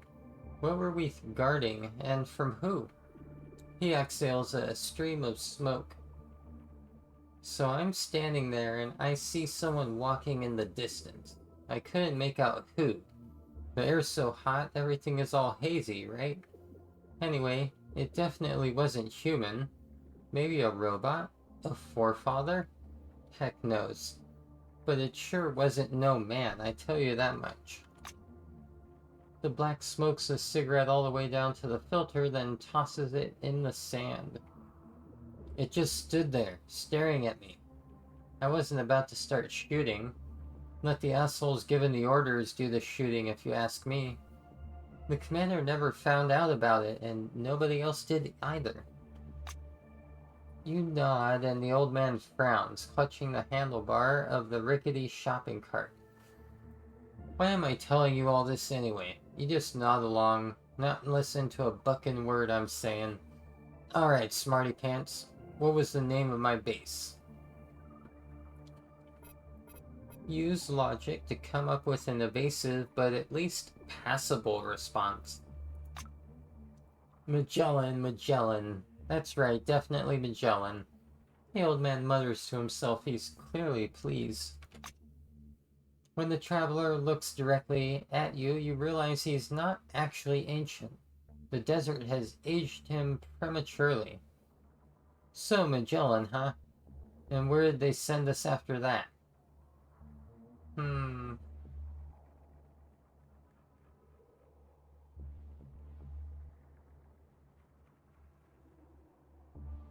South.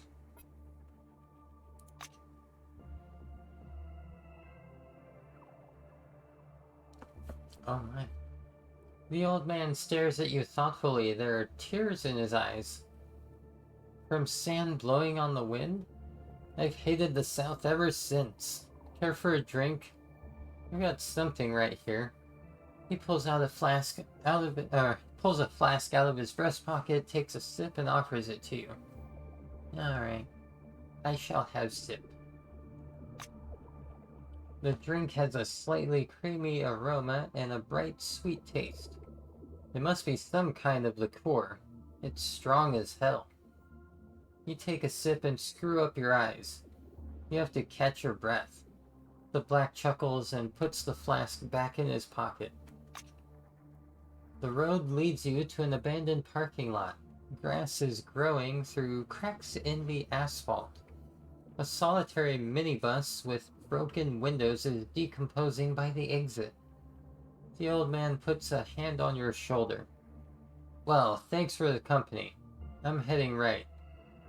So, use my charisma.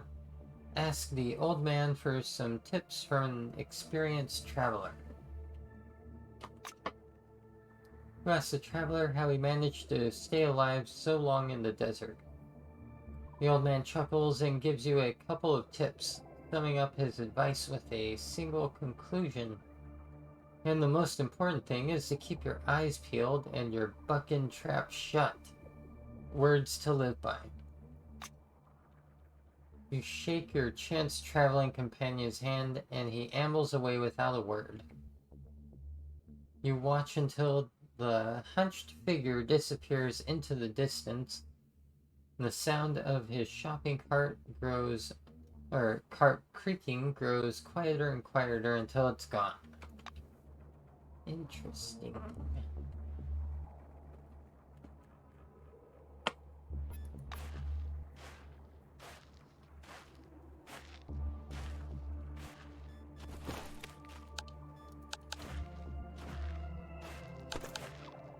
Yeah, I'm pretty sure I have to go all the way back to Carmine Heights.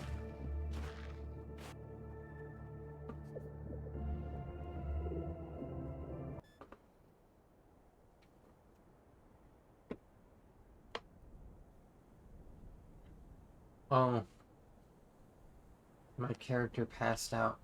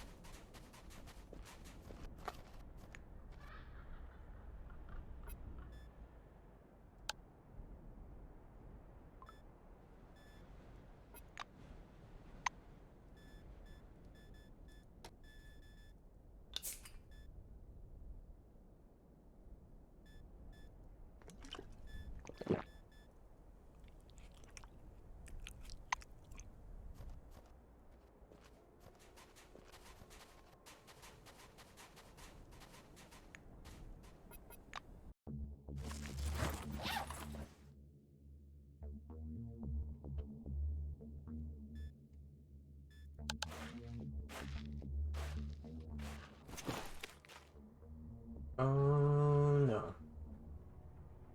Unidentifiable sound. Use my binoculars.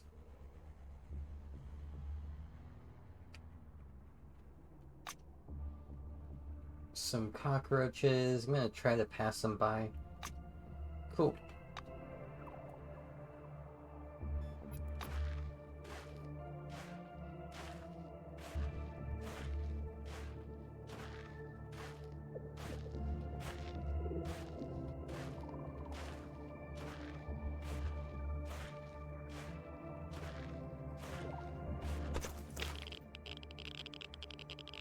Oh no.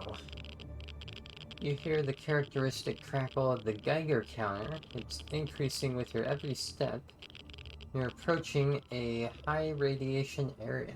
So I guess look for the source of the radiation. Your R meter is going mad, but you keep moving stubbornly toward your goal.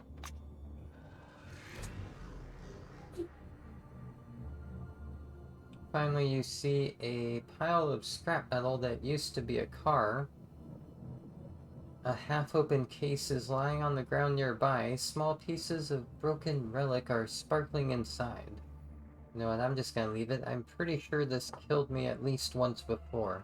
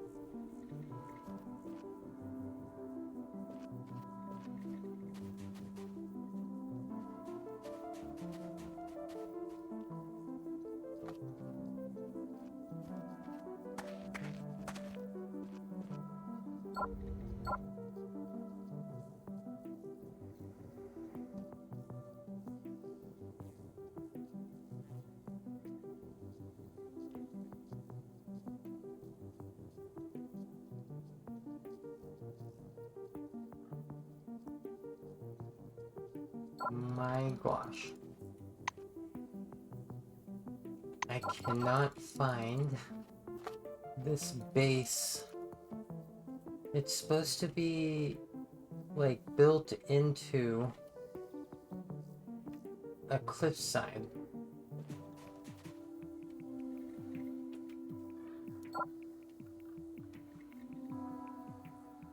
As far as I know, it's supposed to be in this town. Let me double check here.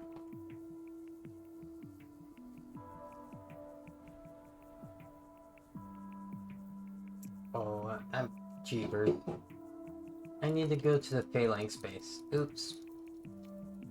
So that's, southwest?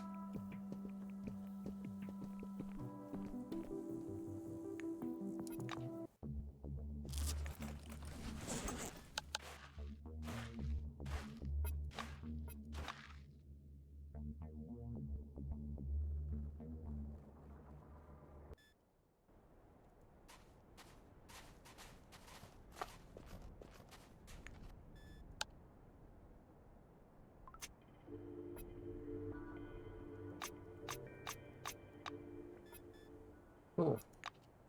Slept well.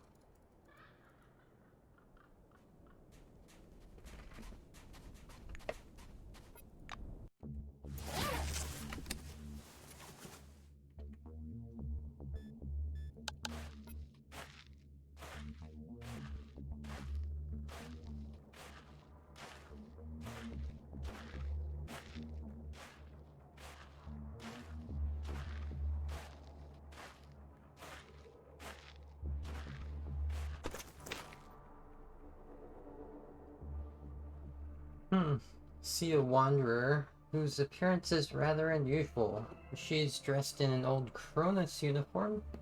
Looks surprisingly clean, like new in fact. Hmm.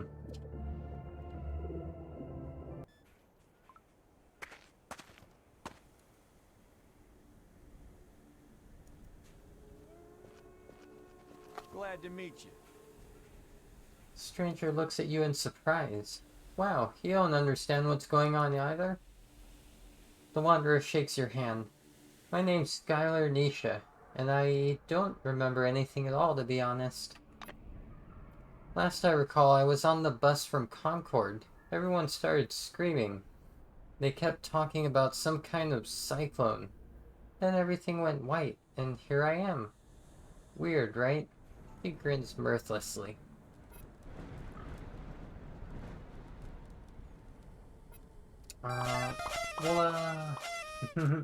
Thank you, Turbo. Wow. Great time. Great time. I'm gonna advise her to go join Picnic. She says, okay. Oh, salt. This means we can't leave the dome. The spire's collapsed and we've been left to our own devices. These people from Picnic, they sound alright. I'll probably go see them. It's all damned unexpected for sure. Thanks for your help. Without you, I'd have been figuring things out for a long time. Happy trails.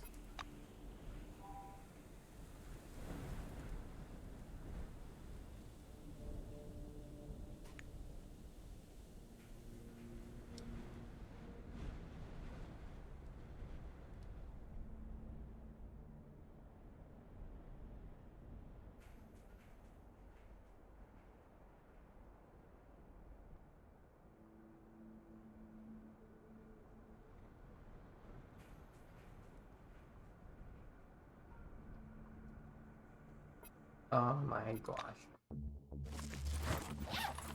Jeez.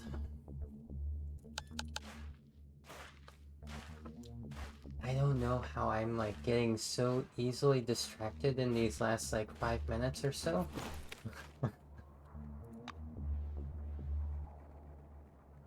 only 5:34. I haven't even been streaming for 3 hours yet.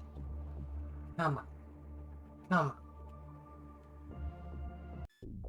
It's like my mind is working overdrive today, and I just like I get lost on these trains of thoughts, and then all of a sudden I remember, oh yeah, I'm live.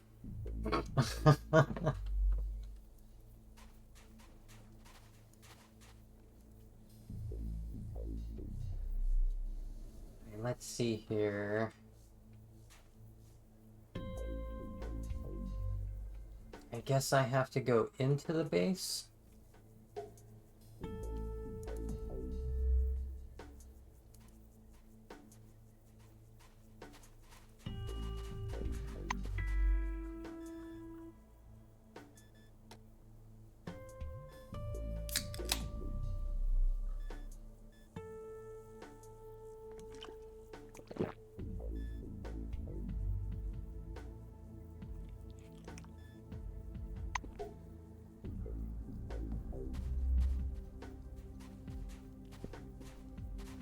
Structural analysis shows presence of some off-standard bearing structures inside the fortress. I'd like to explore this, Senpai.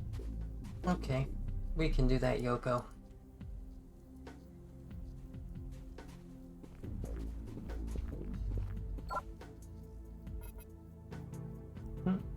High capacity power cell.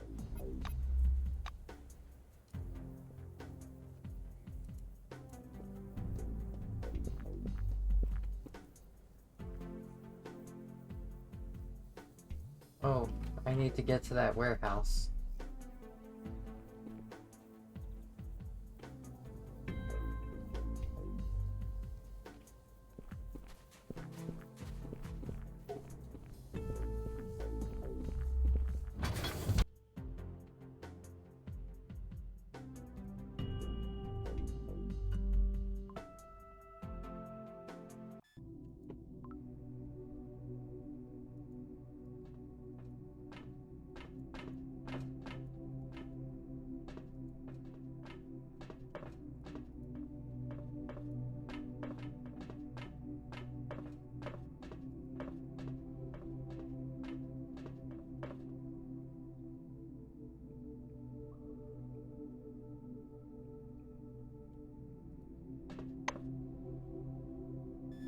Okay, I'm still short some combons. I might need to sell some stuff. And I wonder if I can sell anything here.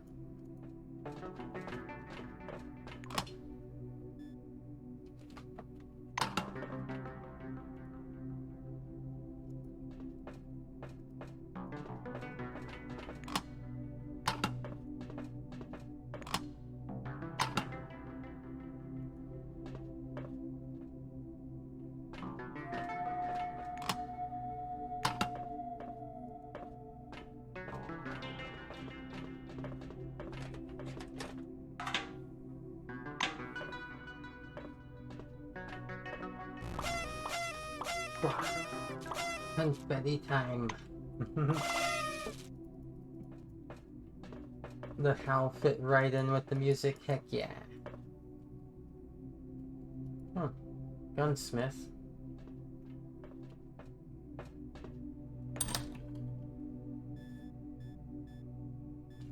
So, what ammo do I need for this? Weapon power cell, shotgun shell.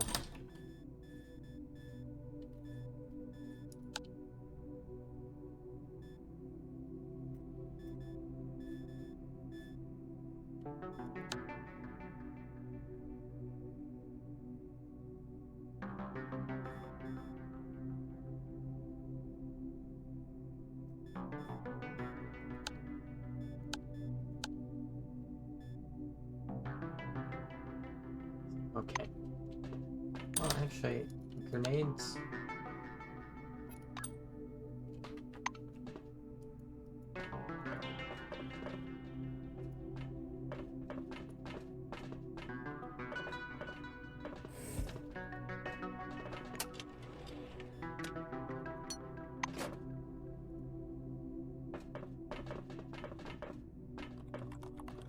System lockdown on the terminal.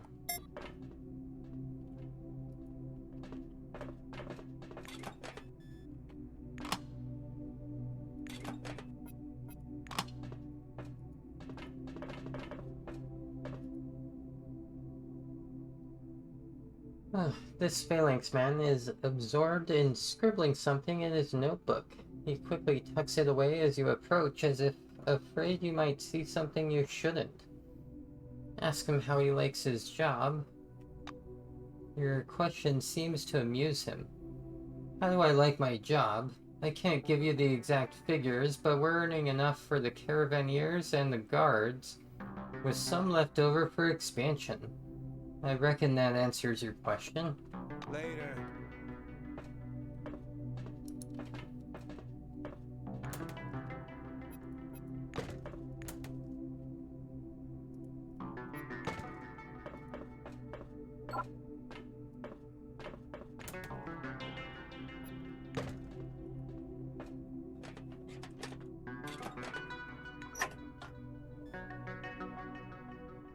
Ooh.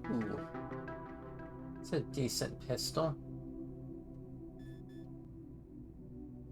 Oh, that's a heckin' decent knife, too.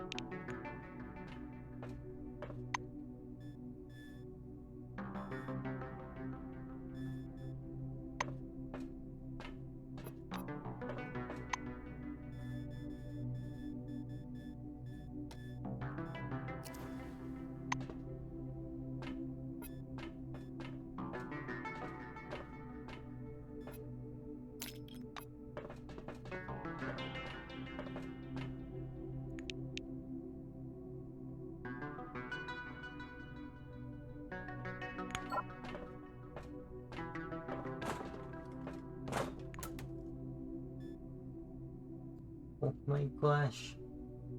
A heckin' cattle prod?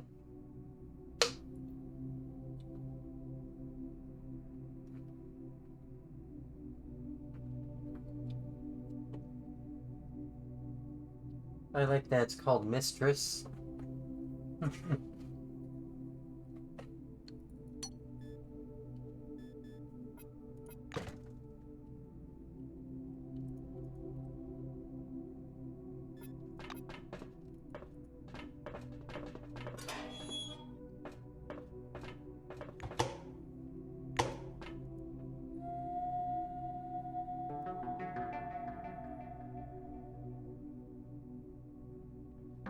Salutations.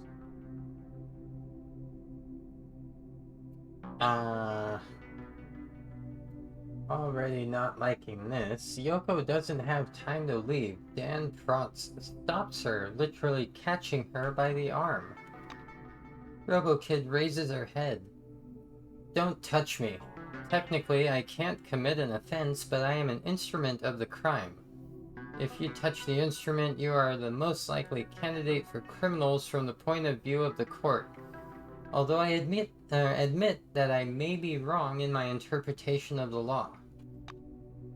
Dan Protz frowns indignantly. You should be put right away where you should be. But first, I want to talk to your commanding officer. What? Approach and try to settle the conflict. Oh, what do you want? The crimes of my companions? Are you mad at Crump?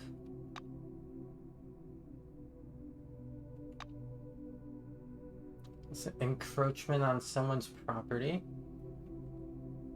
It says, I know people like you. You create problems for people, so I will create problems for you. Everyone will learn of your exploits. Exploits. Say that you repent of your crime.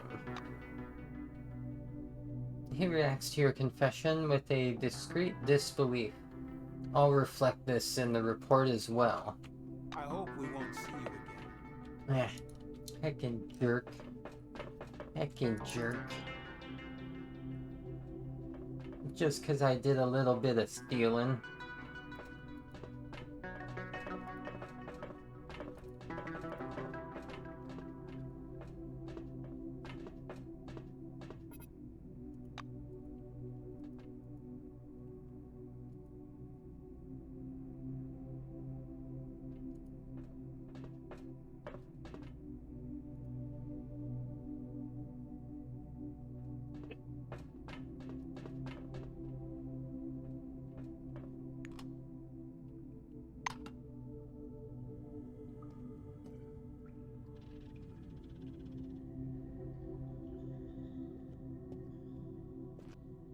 Wow. That's pretty big base.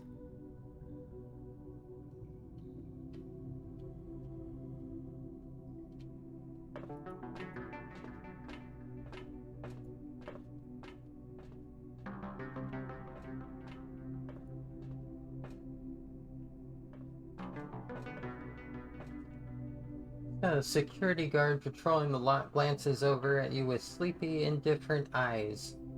What do you want? I'm guarding these cars, so stay away from them. He gazes around as slowly and lazily as ever. Who needs them anyway? Well, I mean, I might. What do you want? Wow. Here to join Phalanx? Not really.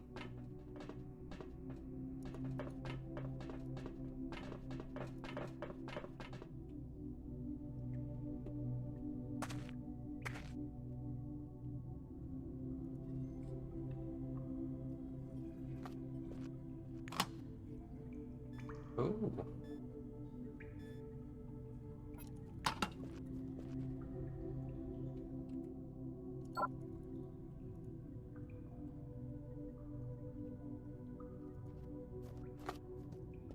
Hi there. A short, athletic phalanxman gives you an approving smile. Hey, I see you're admiring our wheels. Beautiful, aren't they? Once I put in a few extra shifts, I'll have my own car. Come back again.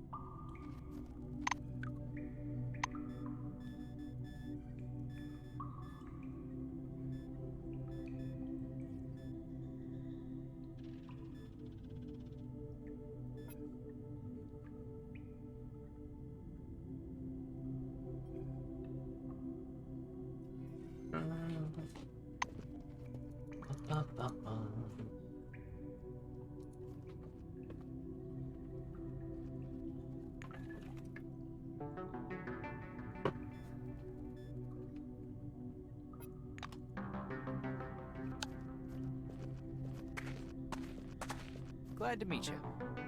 Huh. The young man looks up at you timidly. If you've got questions, better speak to someone else. I'm pretty new here. How does he like working in the warehouse, though? He smiles. Great, especially now. Heidi looks at me quite differently these days. See ya.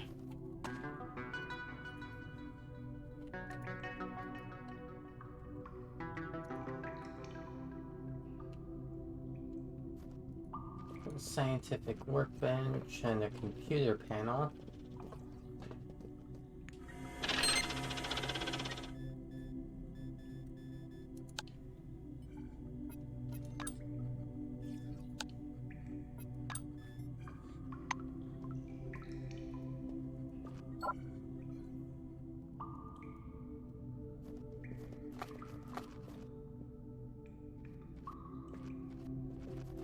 Miss Noyan, where should...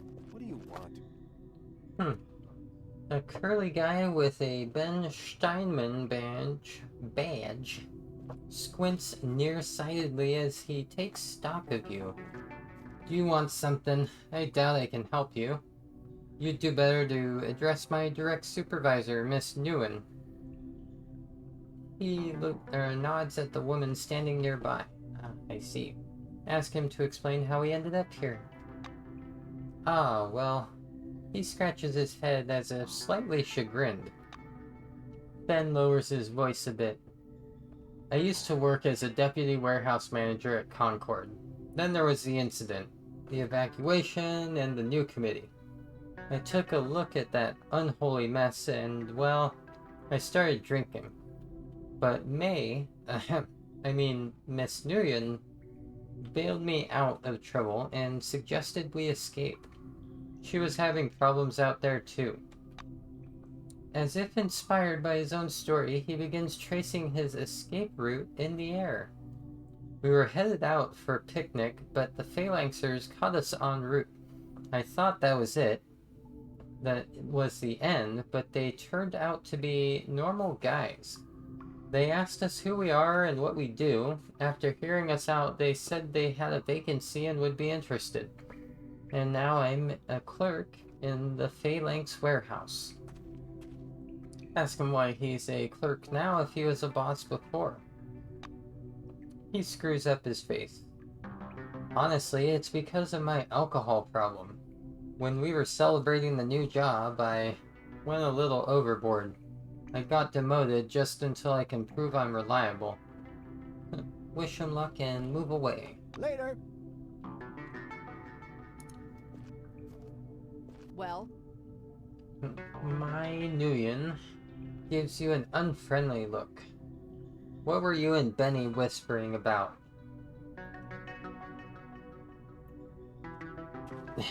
In love and discussing our wedding. That's,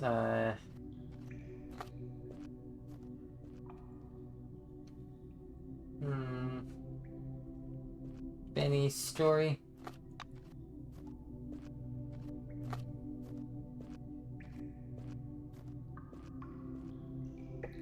Oh my. Her O is slow and triumphant. She glances quizzically at Steinman. Well, he loves to work his tongue, just not in the places it belongs. I'll speak to him later at home. He must have told you he was demoted because of booze, but that's only a half-truth. Benny still acts like he's working for the committee. Tags, load capacity, clear aisles for safety, and so on. That doesn't cut it here. When the trucks arrive, the goods need to fit. I'm savvy about shit like that. She sticks her chest out with pride. Get out! Ugh. Yelling, get out.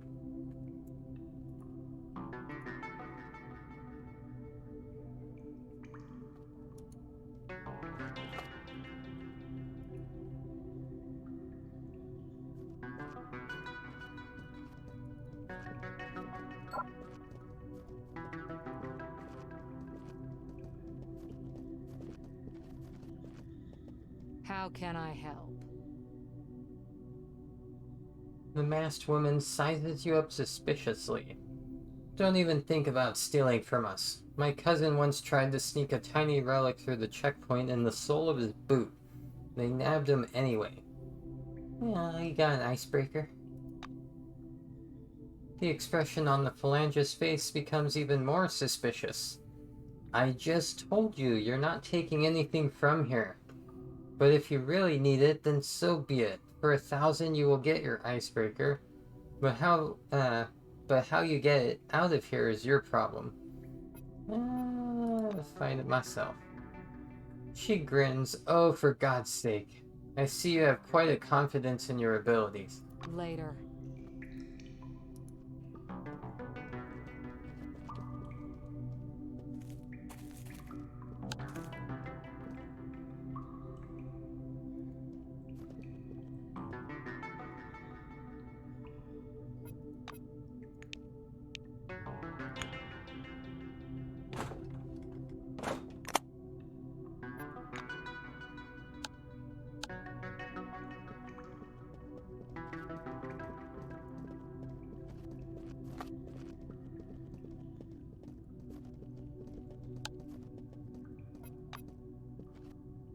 How can I help?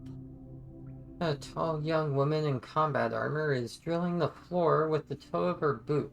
She jerks her head up as you approach. Are you a caravaner? There sure are a lot of you since the quarantine was lifted. Anyway, speak to the administrators, not me. Goodbye. Goodbye. Goodbye.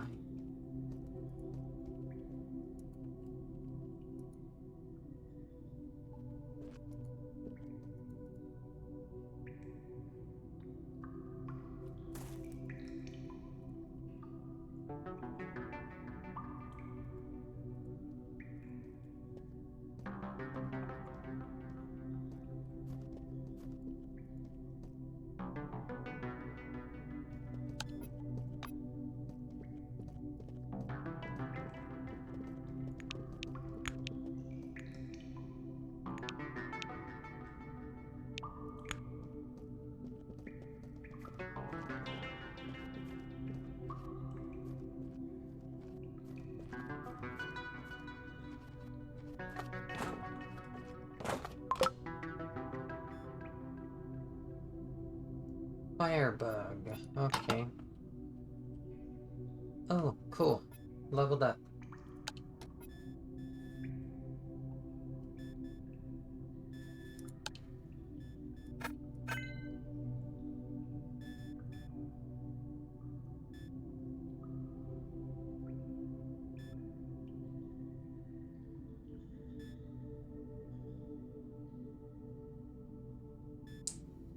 Ba-ba-ba.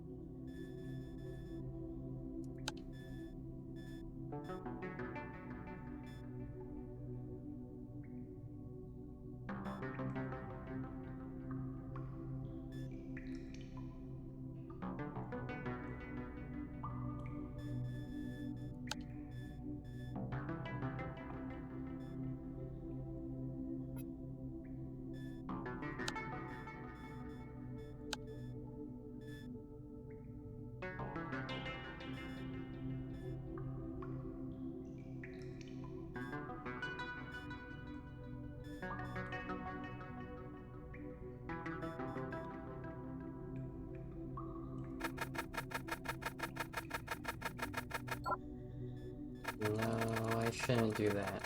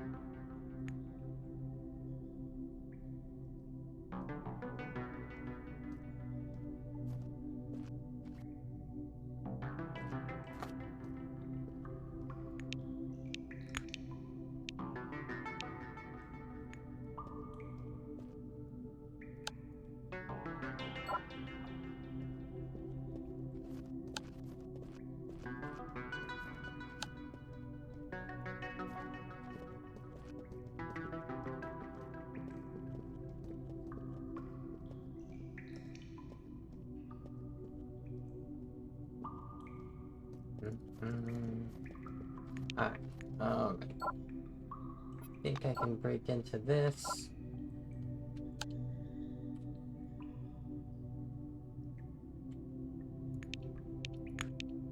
Oh, darn it, I can't. I'm too weak. Crump is too weak.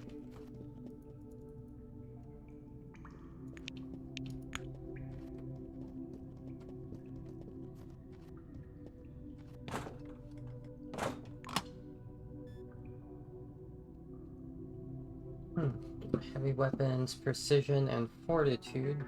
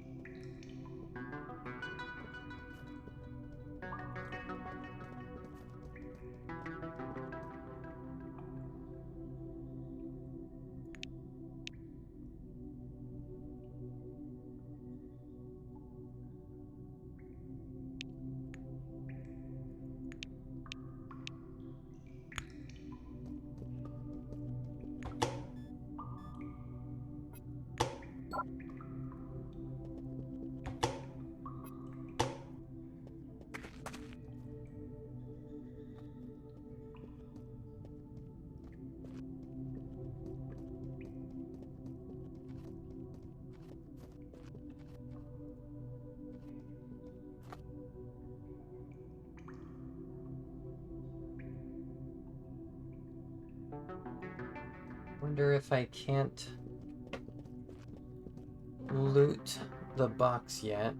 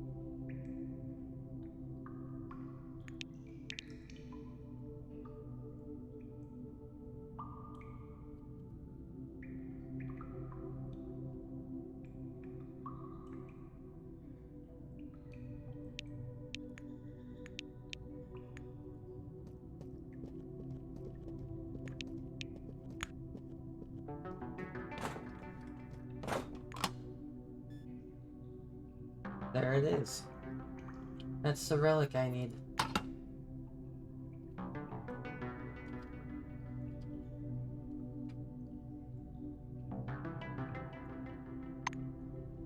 Okay.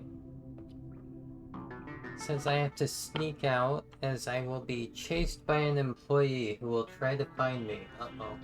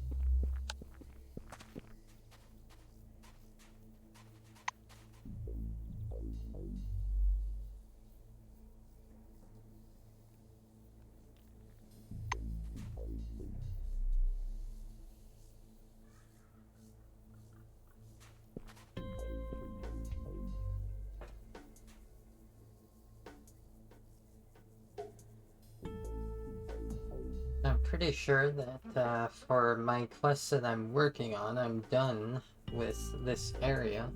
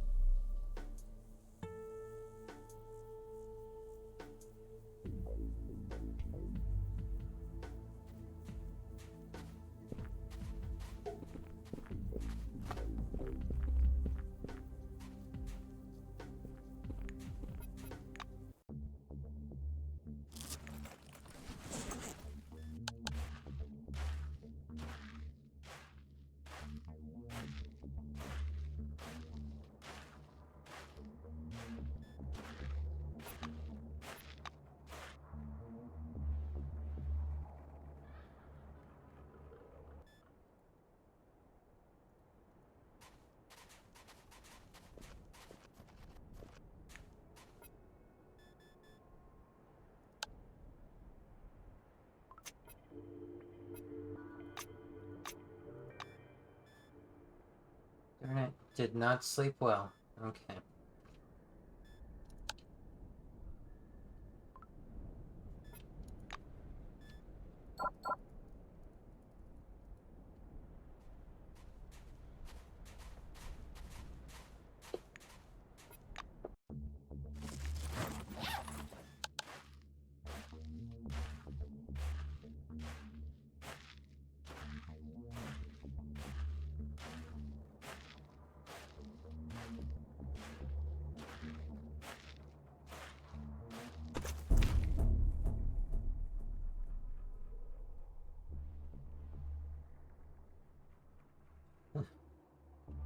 A small orange snake draped on my shoulder.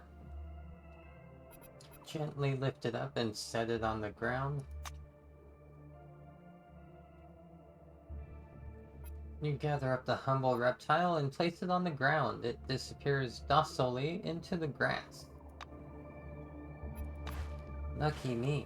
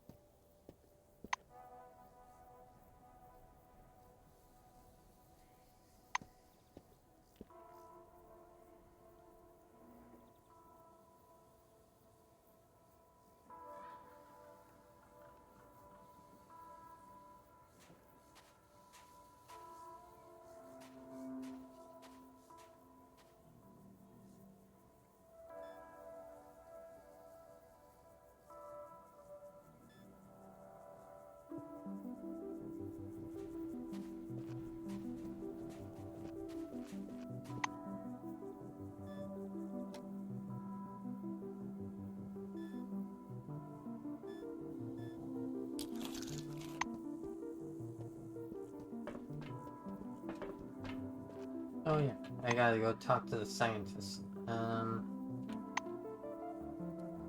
Right here?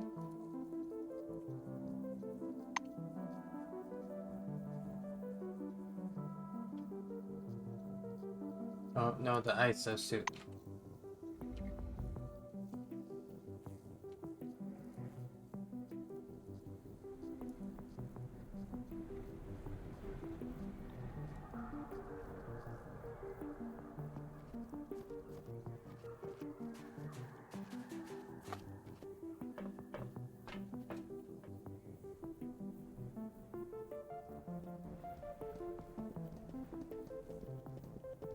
Hello again. Okay, so report that I brought the fiber. Eagerly rubs his hands. Perfect, let's start the test, okay? It's also icebreaker. Eyebrows shoot up in genuine surprise. You found everything we need. Alright, I'll give the icebreaker to Robin myself, okay? Let's go see how the relic and filament interact with the suit's magnetic field. Good luck.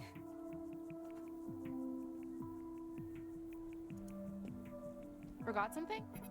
See you later. You approach the suit, and the hydraulics activate. The strut is lowered and the massive amounts expand to the side, raising the exoskeleton's chest plate. Its insides are now accessible. After carefully measuring the icebreaker, Robin inserts it into a slot on the servo shell's chest plate. Turning the regulator all the way up, Hellworth powers the system, and the interior of the suit lights up with a hard, shimmering glow. The dosimeter in Todor's hands immediately starts to click. The device only falls silent when Georgiev wraps it in sheelite fiber. The experimenters look at each other in surprise. Seriously? Does your sheelite stop the radiation? Because it looks like it didn't. She looks at the relic, then at her colleague. He shrugs and scratches the bridge of his nose, confused. And it shouldn't. Although I have a theory. Turn down the amperage, will you? Robin reduces the power to the icebreaker, and its glow becomes steady and dim. Now that the relic isn't shining so bright, the reactive glow from the sheelite becomes clearly visible. Maybe it's sheelite. Todor, you ingenious son of a bitch. Or is it me who's the genius? Do you realize what we can do with this? He barely suppresses a laugh of triumph. Ask them what it all means. It means we've discovered an unexpected effect. Luminescent in the presence of a relic, sheelite reflects all radiation spectra. Virtually all spectra, okay? He wiggles his hands in the air, pantomiming falling rays. Robin hugs Todor and ruffles his hair. You're my little asshole. You forgot something important. We can put sheelite fiber on the outside of the suit and the icebreaker too. There's a lot we need to redo, but the result will be worth it. Yes, exactly. The result is a synergy between our design ideas. We gotta work like this more often, okay? And thank you again. Tell Johann we've made a new breakthrough. He extends his hand to you. Say you were happy to help and leave. Bye-bye. Bye-bye. Isosuit stands motionless on the counter, bathed in the lemon yellow light of the sodium lamps. Inspect the suit with a technician's eye. The device on the counter turns out to be much more interesting than you'd have guessed. The suit has been altered apparently many times. At first glance, it's just an exoskeleton with the armor removed and the actuators loosened. Then an additional energy source was added to power a strong field generator. A very complex generator, judging by the controller. After that, the suit's stuffing was rearranged once more. The insides have been organized to make space for another sizable mechanism. Hard to say what it might be. You take another look at the isosuit. The scale of the alterations is impressive. Several of the servo shell's factory components have been replaced with lightweight DIY parts, and the frame is covered in thick braids of wire leading behind the back. Alright, time to go report my progress.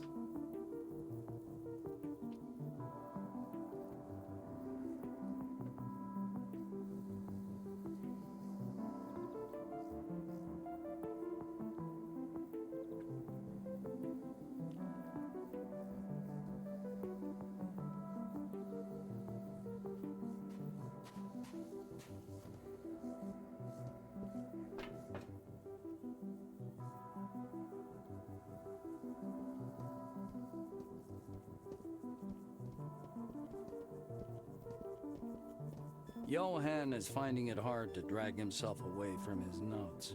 Ah, it's you again. Sorry, I got a lot on my plate. I would certainly chat otherwise. Although, if you're here regarding our common cause, I'm listening. He looks at you expectantly. Yeah, report that I helped Robin and Todor with the isosuit. Johann spreads his arms uncertainly, as if about to hug you. Instead, he sheepishly pats you on the shoulder. Thanks for your help. Carmine Heights has high hopes for this suit. Unfortunately, that wasn't the last problem urgently requiring a solution. It's about the water supply. Carmine Heights gets all its water from the salt marsh. It passes through a distiller at one point, which is a bottleneck on the entire system. It has sufficient power, but people are constantly complaining that the water pressure is too low. It only comes out in a thin stream. He exhales angrily and glances at Olivia. The main consumers of water are the laboratory, the kitchen and the shelter, and the hydroponics farm. I'm guessing it's a configuration issue, but you should talk to people in those 3 places first. That's it. Take care of the water problem, and I'll take care of the beacons. Johann walks over to the workbench. His body language makes it clear he doesn't wish to be disturbed.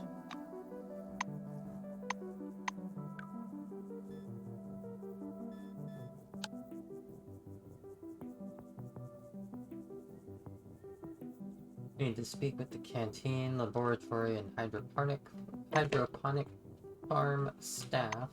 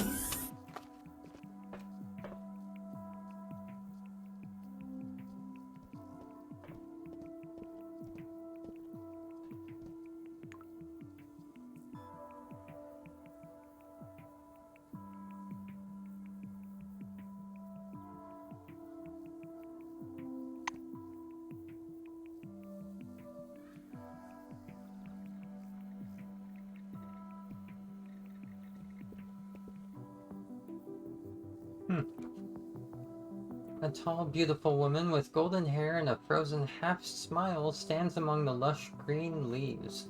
She examines you carefully before saying hello. Howdy.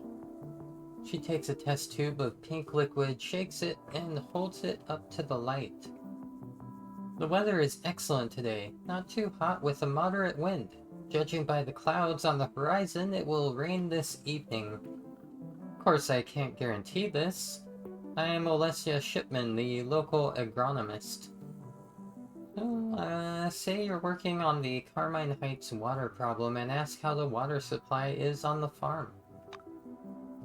Shipman thoughtfully strokes the limp leaves. We've set up an automatic irrigation cycle. In the morning, water is drawn into the tank and fertilizer is applied. During the day, this mixture is slowly distributed to the plants. I've had to reduce the amount of fertilizer because we're not getting as much water as we need. The farm doesn't need a lot of water, but according to the data, the morning water volume should be much higher. Using a test tube, she scoops up some liquid from the drainage trough and holds it up to the light. Ask what's being grown here. Olesia proudly steps aside to let you examine the plants. This is a type of lettuce. We bred this variety about a year ago and continue to improve it. Unlike most of its kind, which only provide edible greens, this has a thick, tasty root.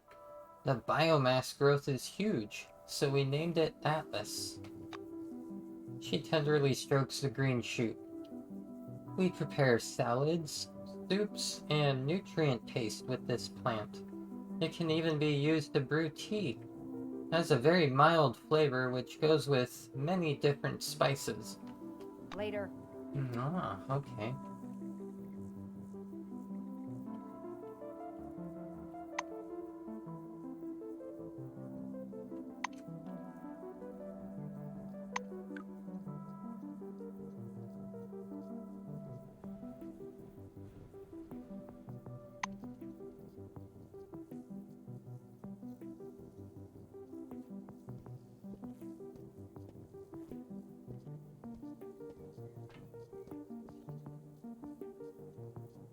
This woman clearly did her time in the Orange Wing.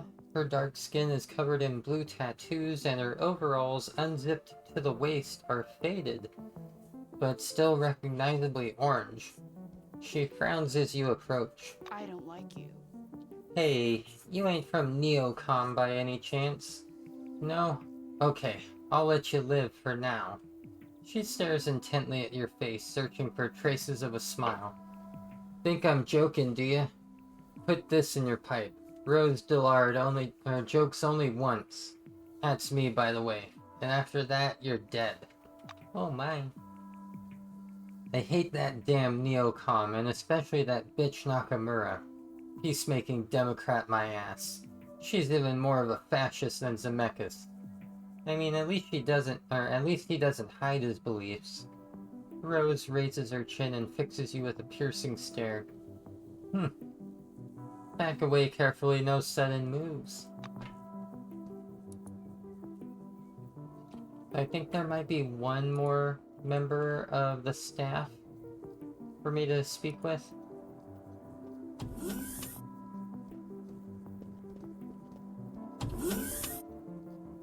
Nope. I will take a coffee though.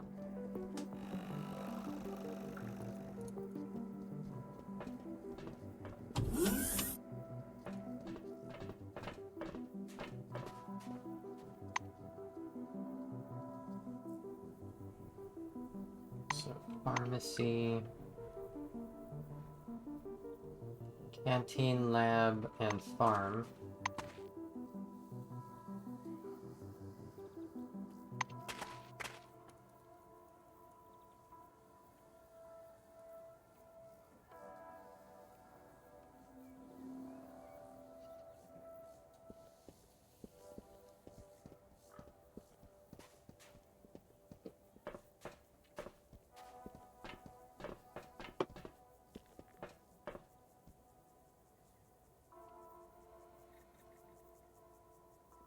I wonder if he meant this lab. And I was starting to get bored. Yep. Ask if the laboratory is getting enough water.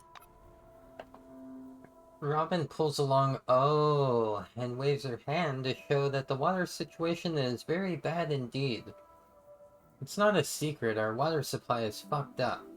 In the morning and throughout the day, we're getting hardly any water, but in the evening the pressure's so high the radiators can't take it. We need water to cool our equipment, but with the constant interruptions, it's almost useless. Goodbye.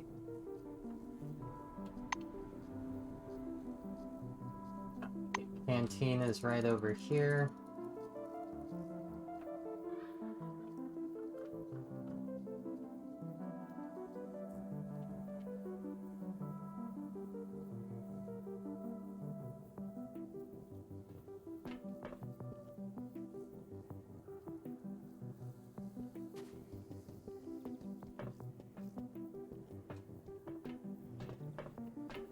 This crooked, limping, and awkward man sports a small badge on his chest with the name Easton Nyberg. Scratching his bald head and muttering, he slowly stirs a large pot full of some kind of thick, greenish slurry. What do you need? He notices you. You gonna stand there hemming and hawing? Get over here. If you're hungry, just say so. Stop tormenting my soul with your sorry mug. My gosh. Say you're working on the water problem. Easton squints. How are things? Bad, frankly. Not even my ex could bring me down like this. It feels as if I'm losing all peace in my heart. I'm thinking about complaining to Johan in person, so that some bitch can see how bad it is. It's okay in the morning when there's no dishes to wash. The water trickles from the tap, but it's just enough for cooking. In the evening, when it's time to wash the dishes, there's barely enough. The afternoon is our peak time, and as luck would have it, that's when things really start to go wrong. We need the water most during the daytime, maybe even more than everyone else. The chef grimaces, his face looking like a baked apple. He sighs grimly. You know, I'm the kindest critter there is, like a kitten but without a tail. But the way the water flows during the day, well, it's plain infuriating. Do something about it, will ya? I guess.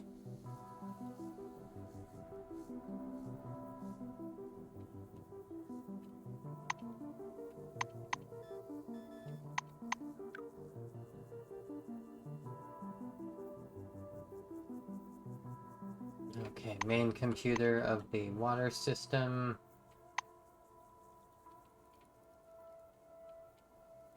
I'm gonna go ahead and take care of this next portion of the quest, and gosh heckies, it should be the final portion just about of this quest. I want to go ahead and find a good spot to wrap up and figure out my raid target. Oh yeah, I need to go over here, mess with the computer in the pumping station.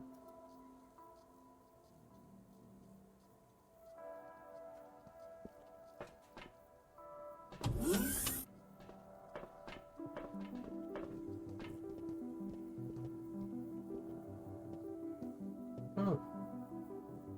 A tall, unshapely guy with a cigarette in his teeth reluctantly looks up from his Kairos.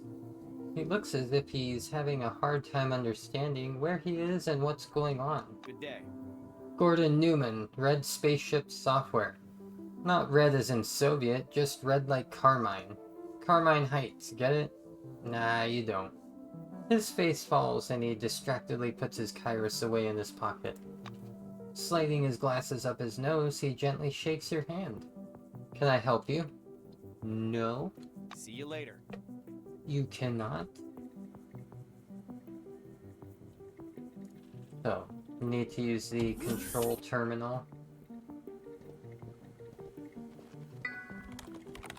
In front of you is a primitive computer with a small two-color display and simple control panel. The device's side panel is embossed with a rusty logo of a mermaid. This computer is responsible for water distribution in Carmine Heights. Angular black letters come up on the gray display. Select the intake and adjust the program using the manual switches. Current user, Nan. Well, gosh heckies, it looks like I'm smart enough with tech. And just open the water tank and modify it to redistribute the water automatically. Sure knowledgeable enough about such systems to reconfigure the equipment as needed. Now the water will be distributed as efficiently as possible. The shelter's laboratory, farm, and kitchen will no longer suffer any water shortages.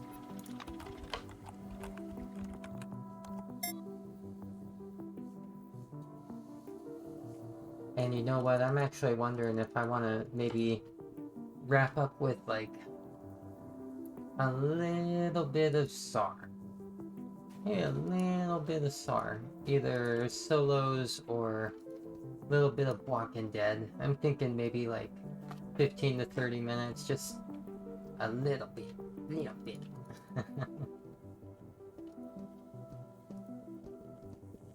Johan is standing by the workbench, digging into some kind of device. This mechanism, resembling the insides of a folding umbrella, must be the Maelstrom beacon. Oops.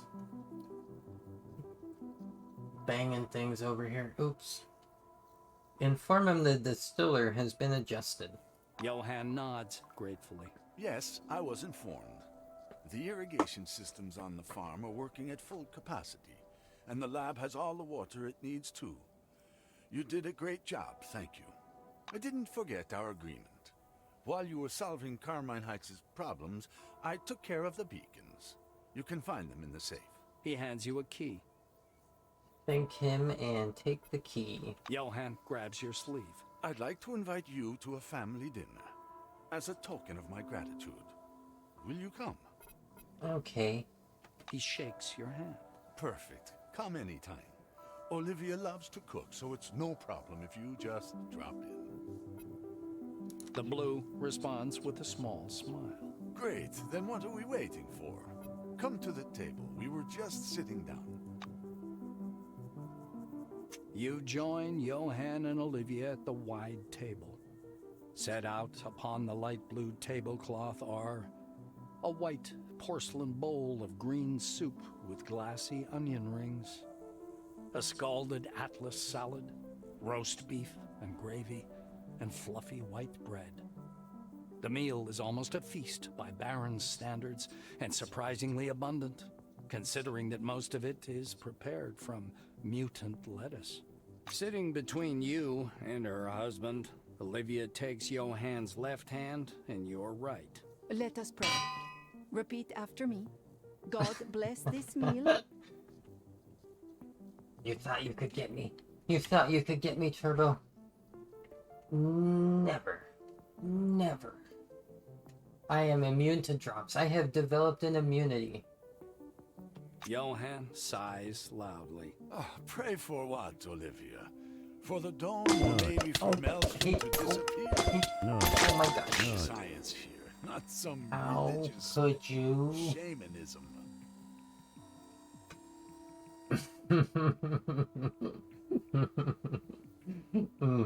Nice. The blonde laughs softly and elbows Johann. But honey, it's tradition. The face of Of course, betrayal. we all believe in science here. Okay, no prayer today. Let's eat. Help yourself, please. Olivia murmurs, serving you more salad. You know I cook a lot. I'm good at it too. But Johann barely eats anything. He's always busy with his inventions and science. Well, that's common enough, I guess. More sauce? Johann stops eating for a moment. You know, I have to listen to this every single day. I don't think food should be fetishized, and dinner shouldn't be taken to mean gorging oneself. Dinner is an occasion to come together and talk. How did you spend your family gatherings?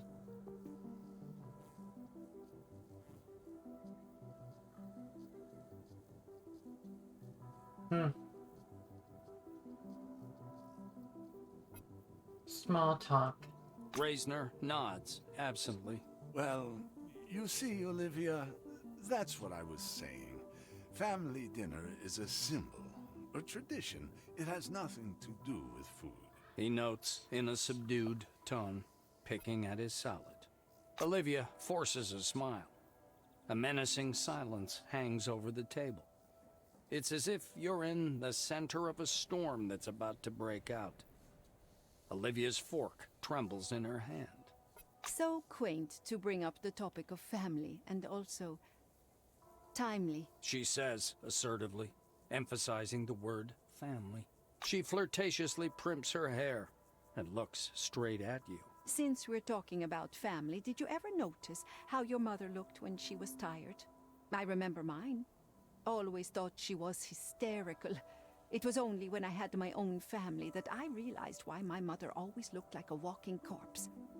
Sometimes on weekends, she would take a book into the garden and just lie there not moving.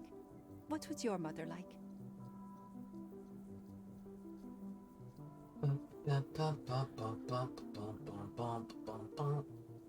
Reply that she was very active, lively, and ready. She headed the household on her own. Olivia shakes her empty glass with a bitter smile. Yes. When Mom wasn't lying with a book in the garden, she was smiling too, bustling about and baking mulberry pies. It's just...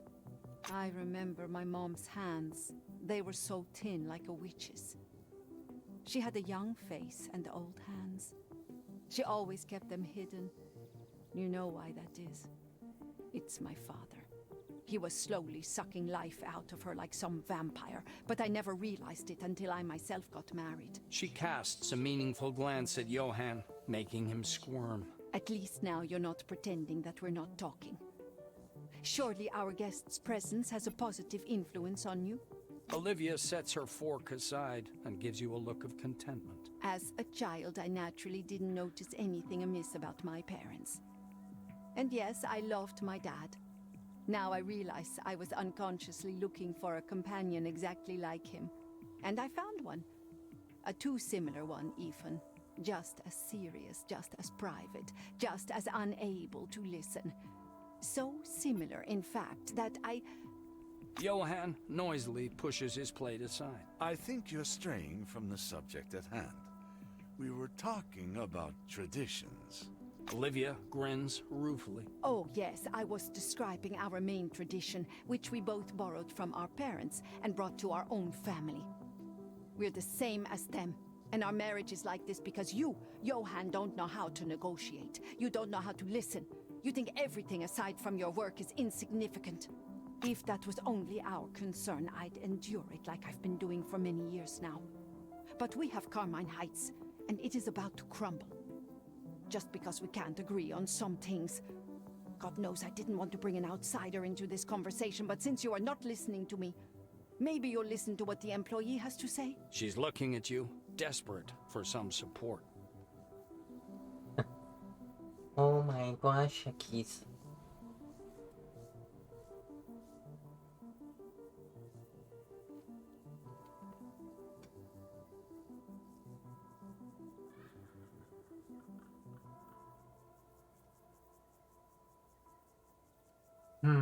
I'm tempted for either response 2, side with Olivia, or response 4.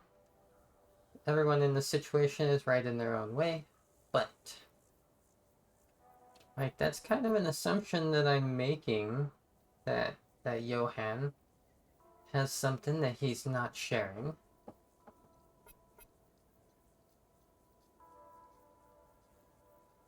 Olivia shoots you a look of gratitude. Johan gazes dolefully down at his plate. You said Ollie is trying to save the settlement and our family. It never occurred to me that things were so bad we needed saving. She always says she loves me and that we can manage. I thought everything was basically okay. He glances guiltily at his wife, and she answers him with a gentle smile. Johan sighs and looks over to you. Whenever we quarreled, I always remembered my father telling me women are much more emotional than men. Sometimes they lose their temper, and this is often due to the menstrual cycle or other hormonal fluctuations.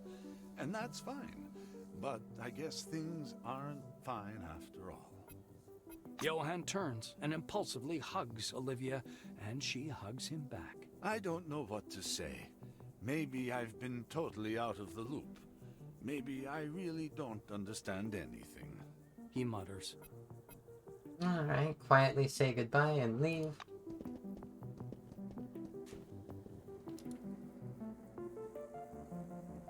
Alright, I think that's a good spot to go ahead and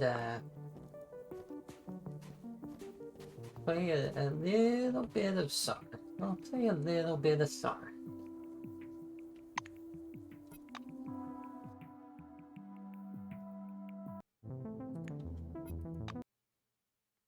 And gosh heckies, I'm thinking I'm gonna be playing for a little bit of time here with SAR. So since I am gonna be doing that, I'm gonna take a very quick little AFK break with my intermission scene here. And let me start the rainwave music again. Have that going while I'm getting ready for my break, and also once I actually step away. There we go. Okay. So let's see here. Are you? Oh. Gotta put away my snackies.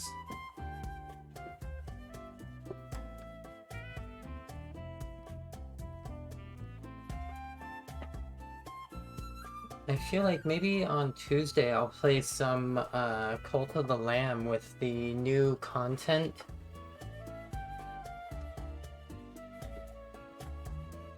Oh yeah, I need to fix the text there.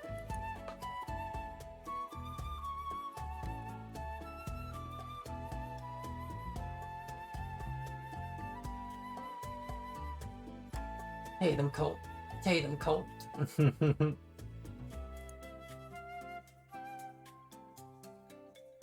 Also,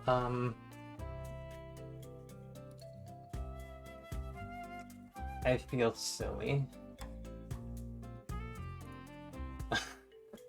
I've been wondering for a long time how to, like, reverse something in OBS Studio, and I just learned how on accident.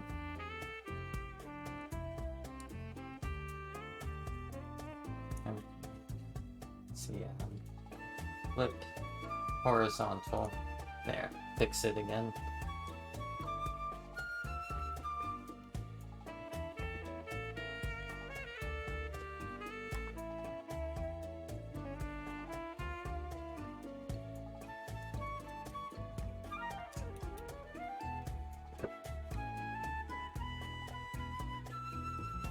Thank goodness that didn't seem to be too loud on the microphone there, since it was technically behind my microphone.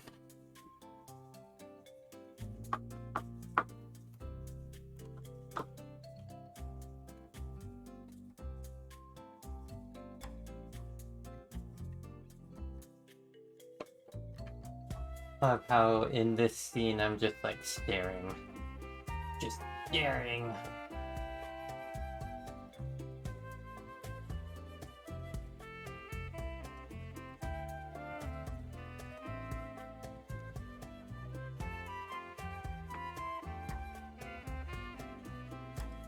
And right now, for my intermission here, I've got this one in the room with the cats and the chicken.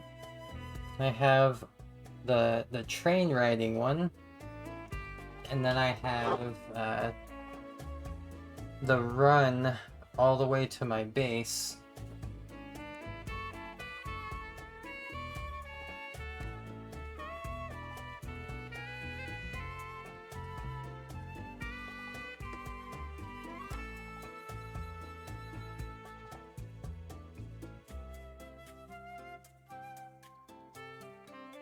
I feel like I'm getting a little bit, oh, heck yeah, in-game catio, but,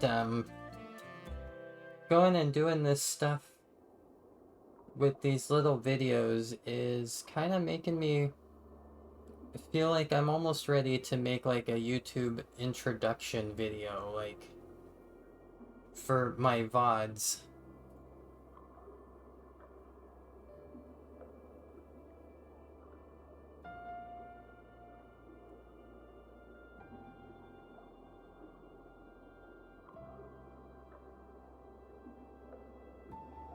Because right now, most of my VODs on YouTube just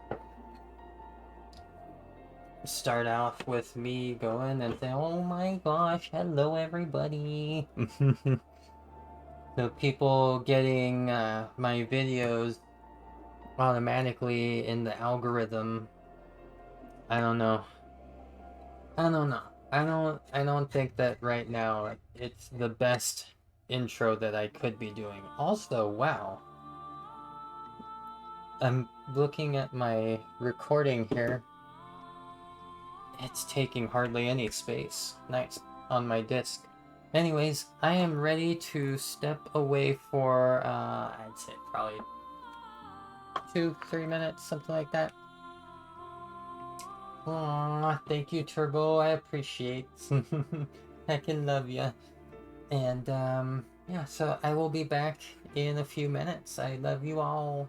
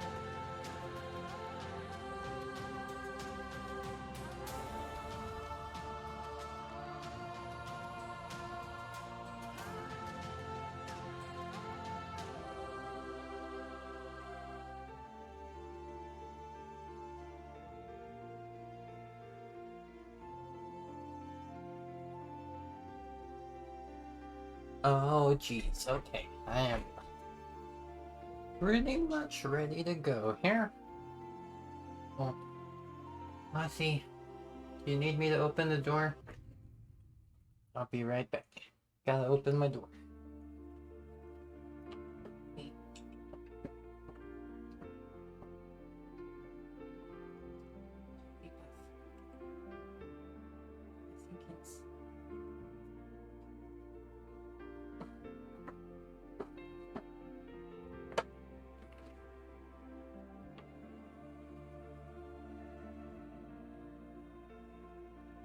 Okay, I'm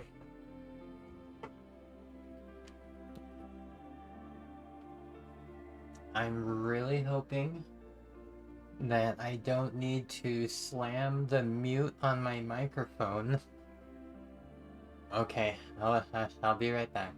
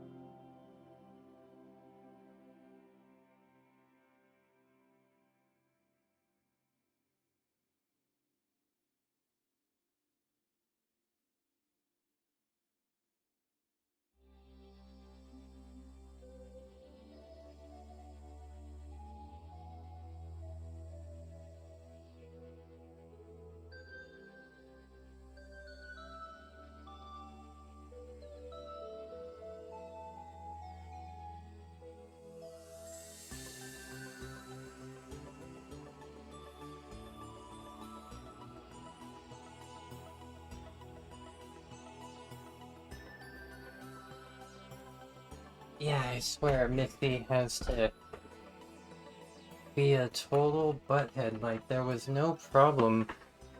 Nobody had any issue until she decided to just start making noise. Alright. Anyways.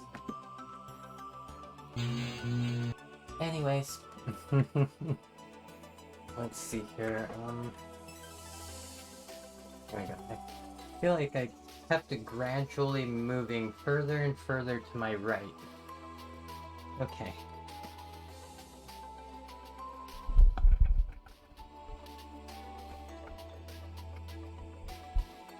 So, let me start up SAR.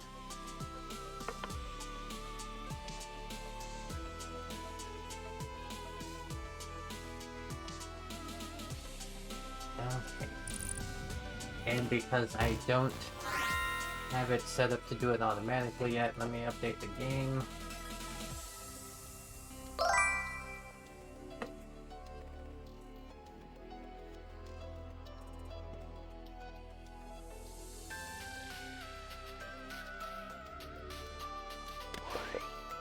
Ooh, animal pass.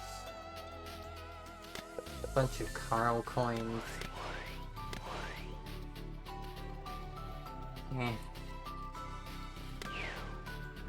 Okay, I'm gonna play one solo to warm up, and then I'll go ahead and open things up. Let's see if anyone wants to join in.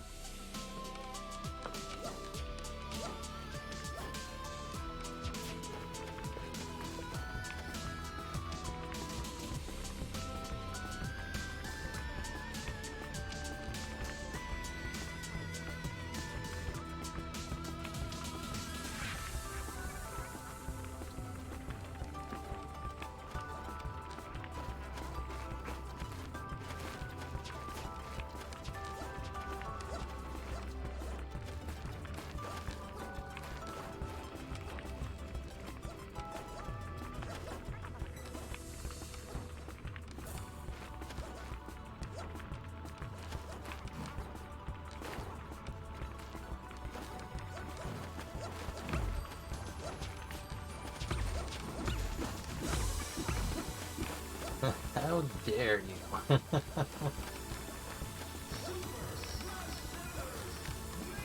my gosh. Every time I hear this track, I'm like, I really, really need to play Smash Brothers on stream.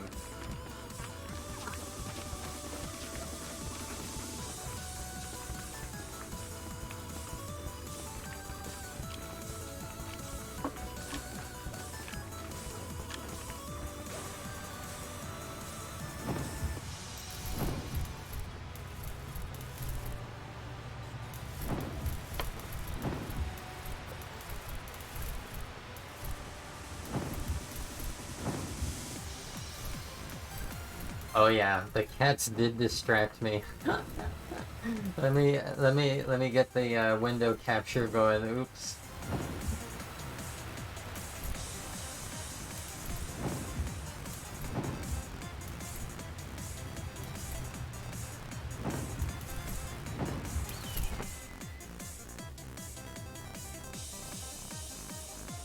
I'm just glad that I didn't assume that nothing was gonna happen.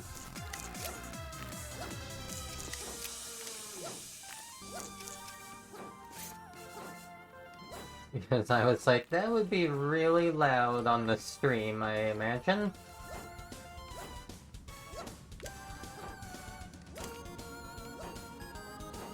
Little Mitzi is too loud.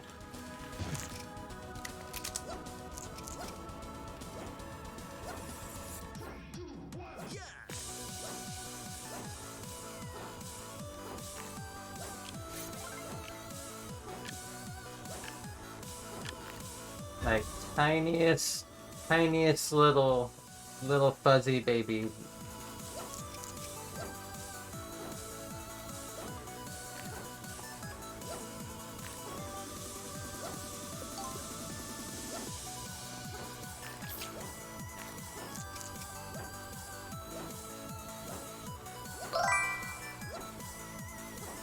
It butts but a layer of excitement.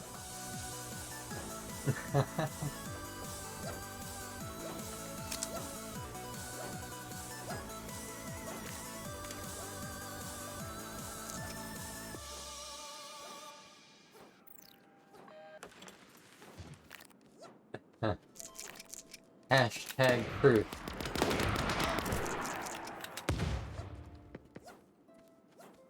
Sorry, Toasty Maples.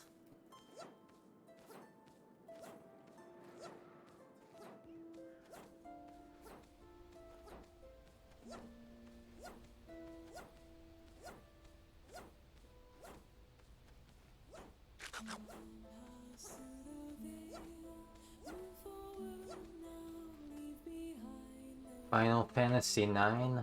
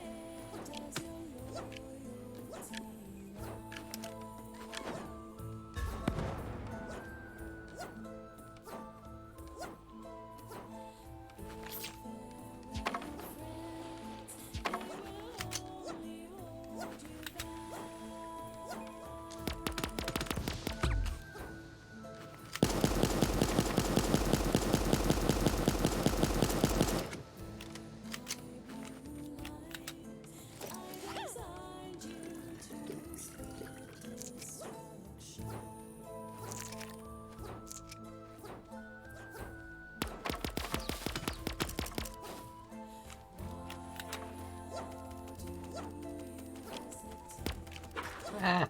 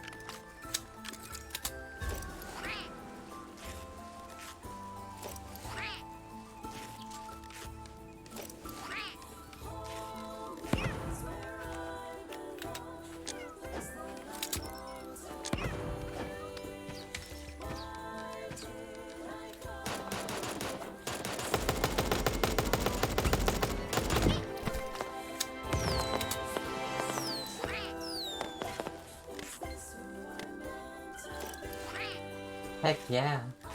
Heck yeah.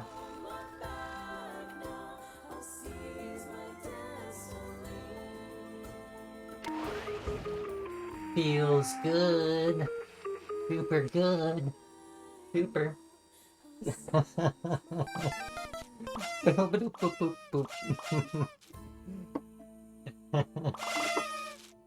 Nice. Nice. Okay. Oh. That, I was not expecting that there when it the face of Thank you, baby.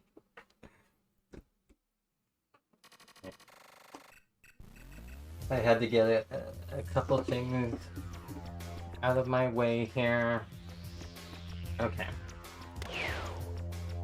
So, cross-platform party Q1UV. Let me add it to the usual spot.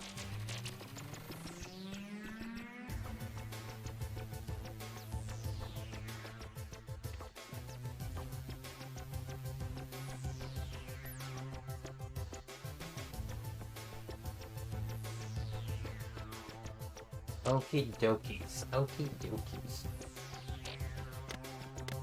So I'm gonna play a little bit of Bwoking Dead.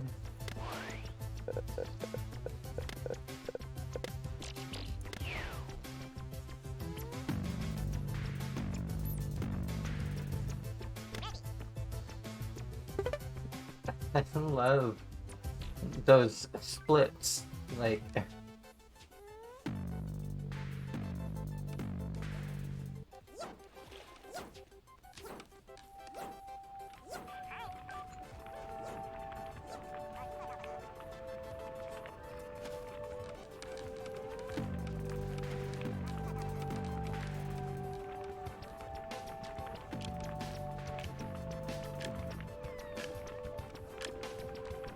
Nice.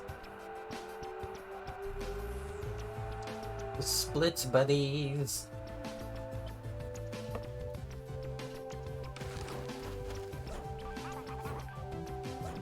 Mario Brothers left. Seems like they're turning. Yep.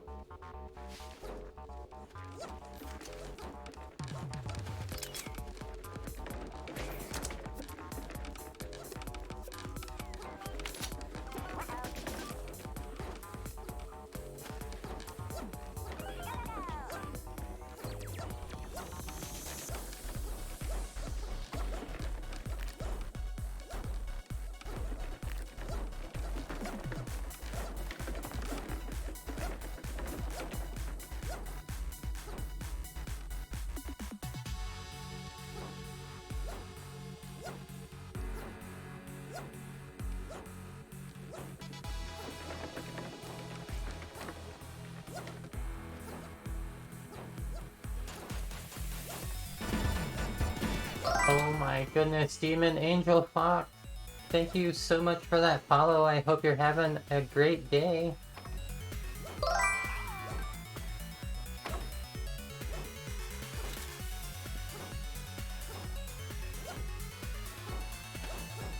I feel like it's probably time that I try to refine my thank you for the follow a little bit more. I've gotten a little bit comfy with that particular phrase.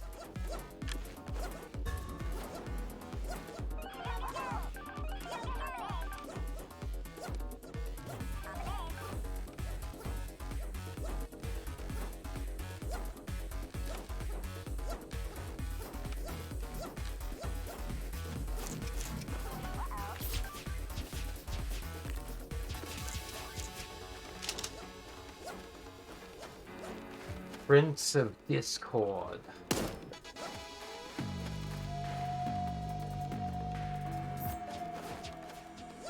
That's all I'm ever gonna do anymore. Only splits.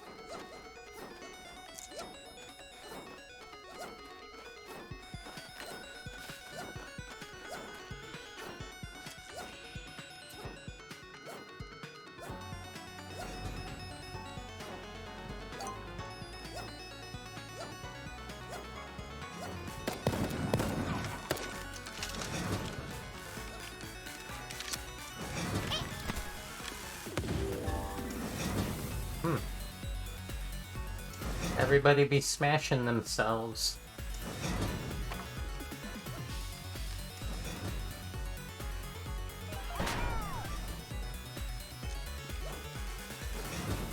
Hehe, crustacean. Oh no.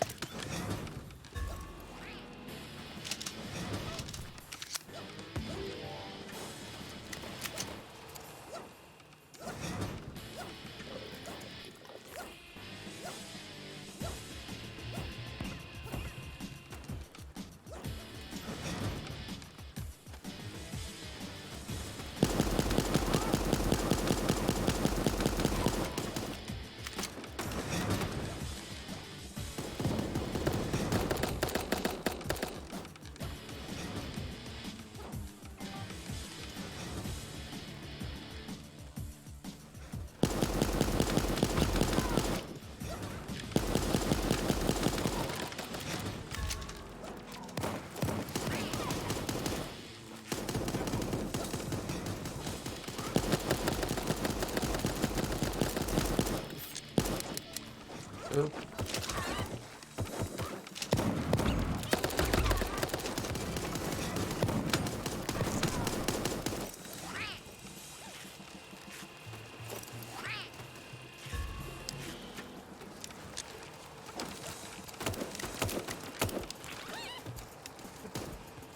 Oops.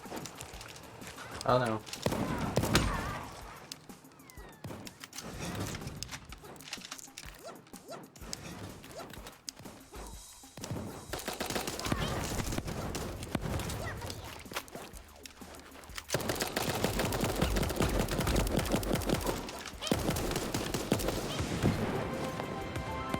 Yes! Oh my gosh. I thought I was done for.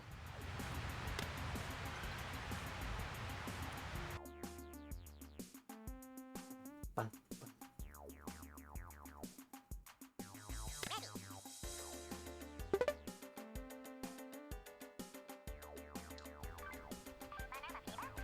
This feels like a MIDI version of Hell March.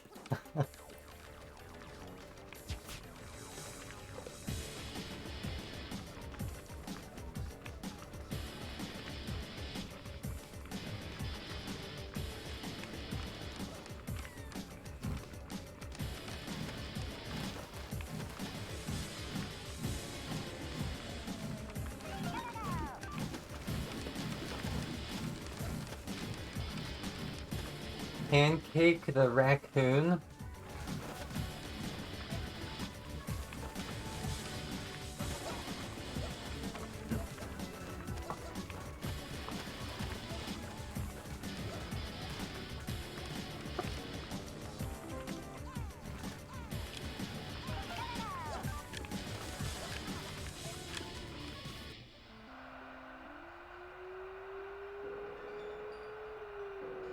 Also, you heckin' better be in for the next one, Turbo. I need backup. I'm infected.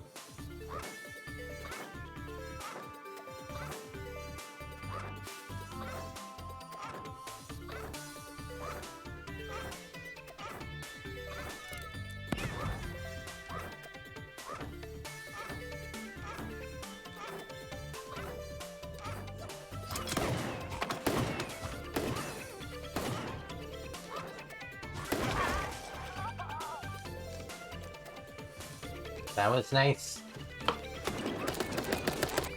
Some good shooting. Hitting me with the pew-pews right there where it hurts. My butt. Yeah.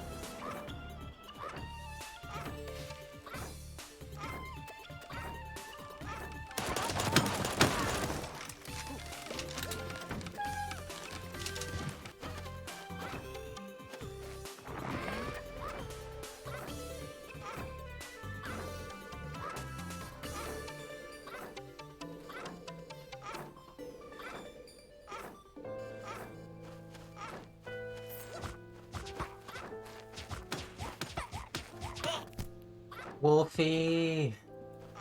That was a dang good fight.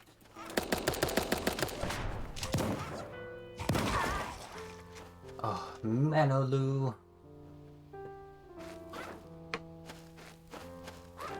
Just wanted a hug. Just wanted a hug. Nobody will give me a hug when I'm a zombie Joe.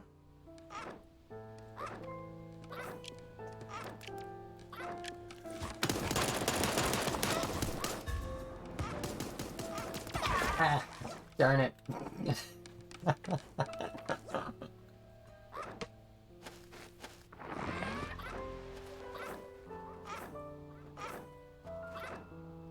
I thought I was gonna get away with it.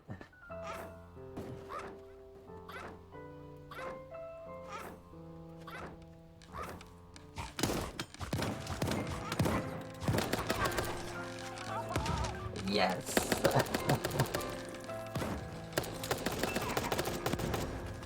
I'm on a roll. I'm on a roll.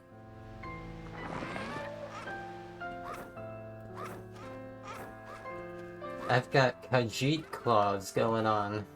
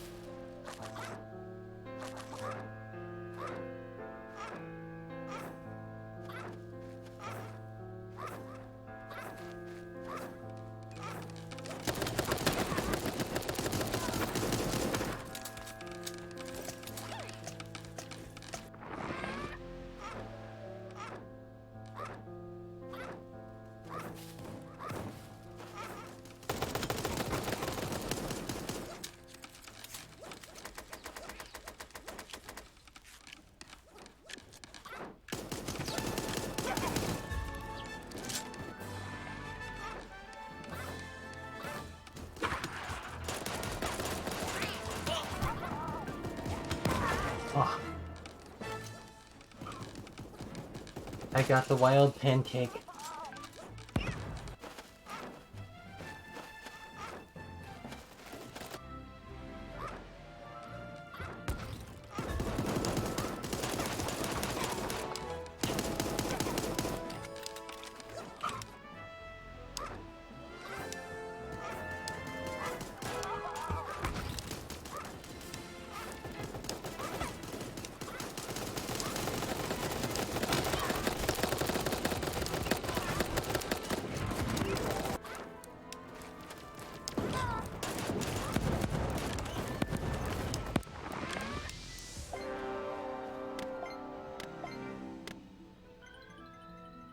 Oof.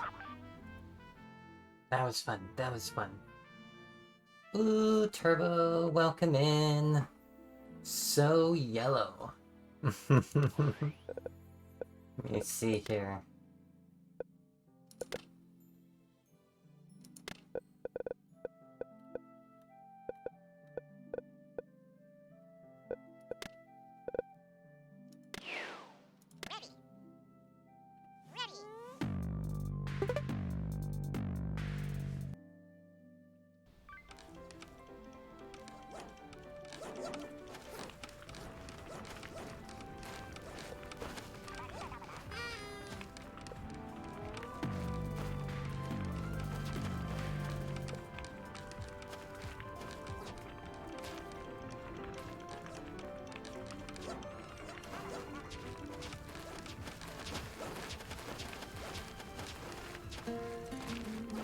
Ah, bananas.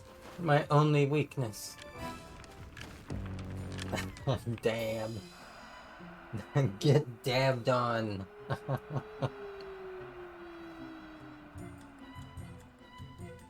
Certainly wouldn't be the first time, and won't be the last, and wow, really? Didn't I get turned the last round right away?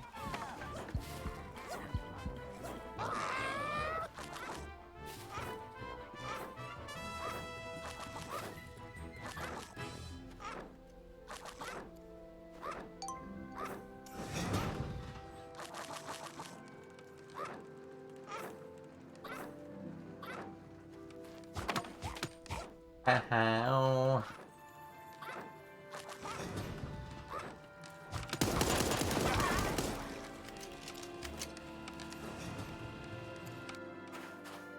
Come on. There we go. I got Papaya with the infection. Pretty sure Papaya is a bot.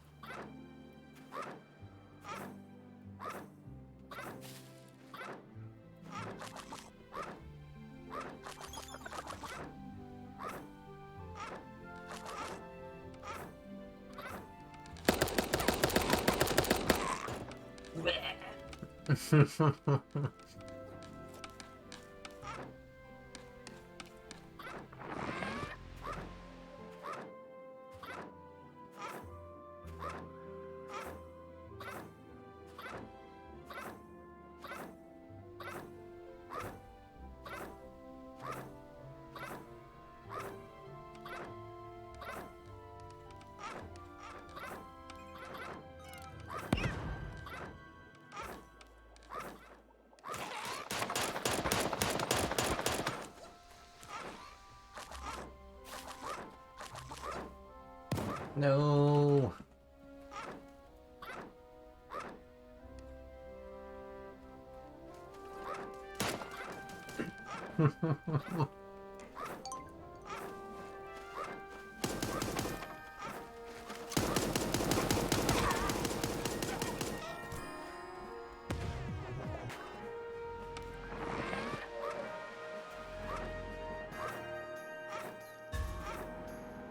That's a pretty good name, Rat Cat.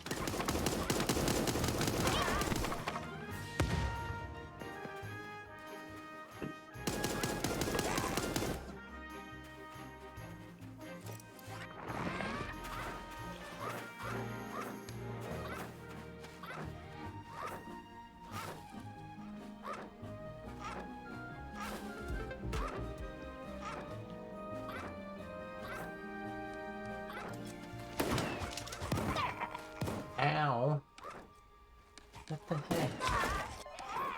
Just gonna shoot me like that? Ugh.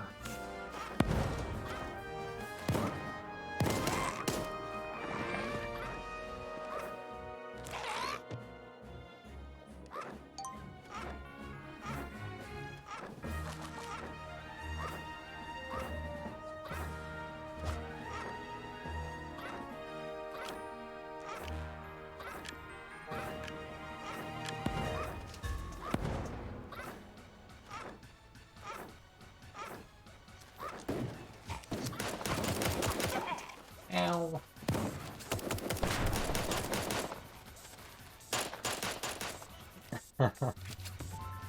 Turbo. Good job.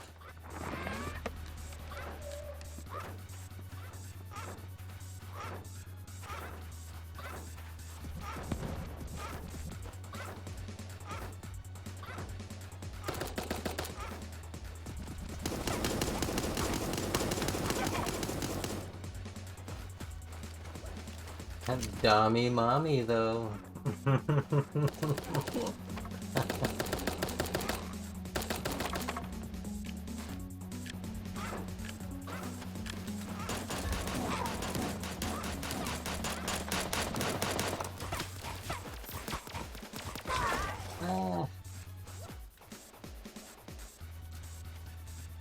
Ooh, YouTube streamer. Nya. Or at least NYA. I usually spell Nya with an H. Okay. Sorry, fellow stremmer. Oh no. Oh no. Ooh, I knew I should have peeled off sooner.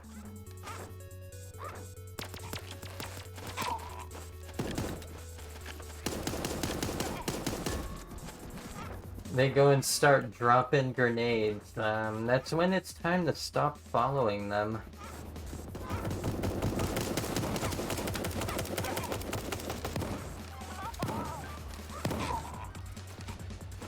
Baby!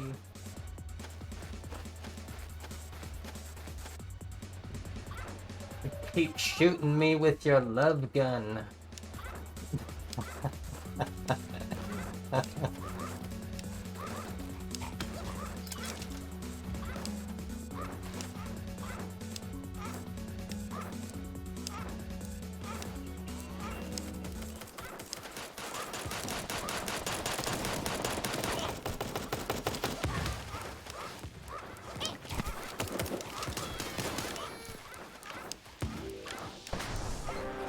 No!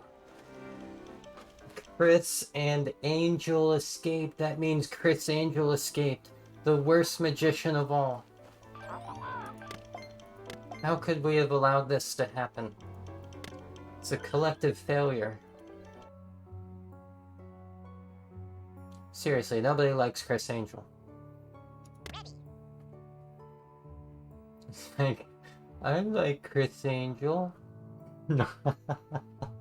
They were not the best. They were not the best. That's easy. That's easy. I'm not saying they were the worst, although I guess I kind of did just say that they were the worst.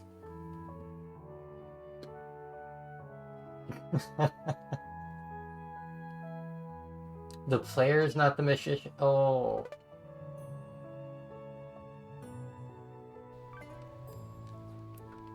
I see. I see.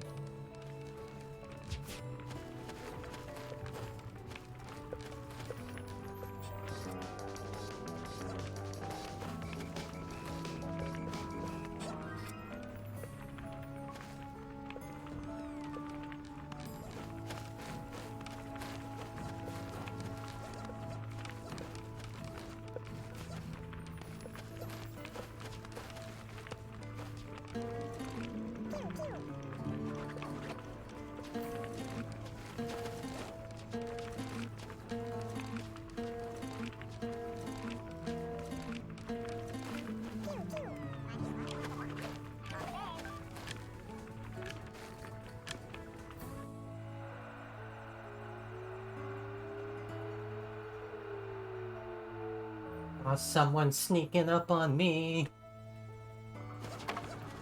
I got scared. I got scared.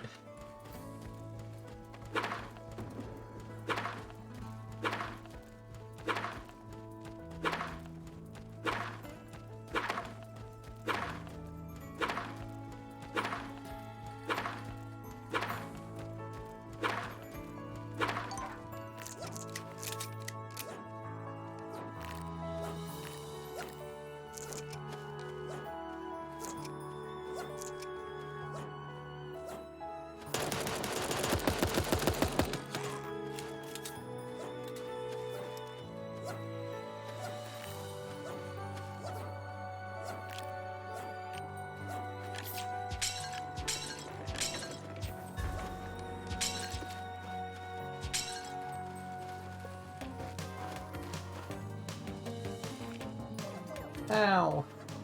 I'm doing my stretches and you give me the pews.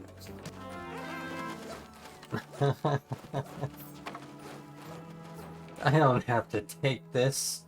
I have a blue gem.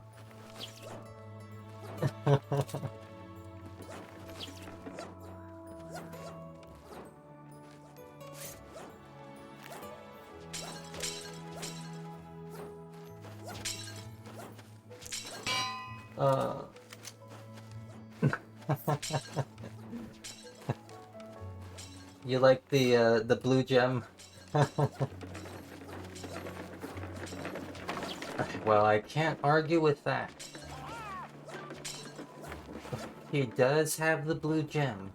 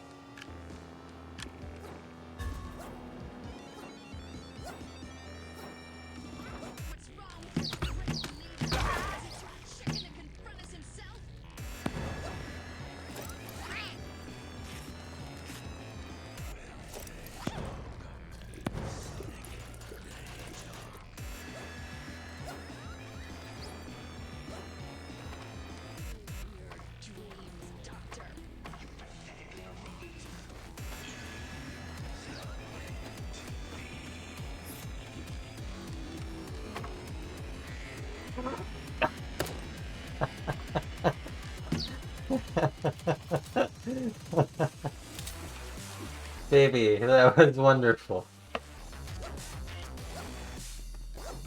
No mercy, I'm chopping this zombie Joe down.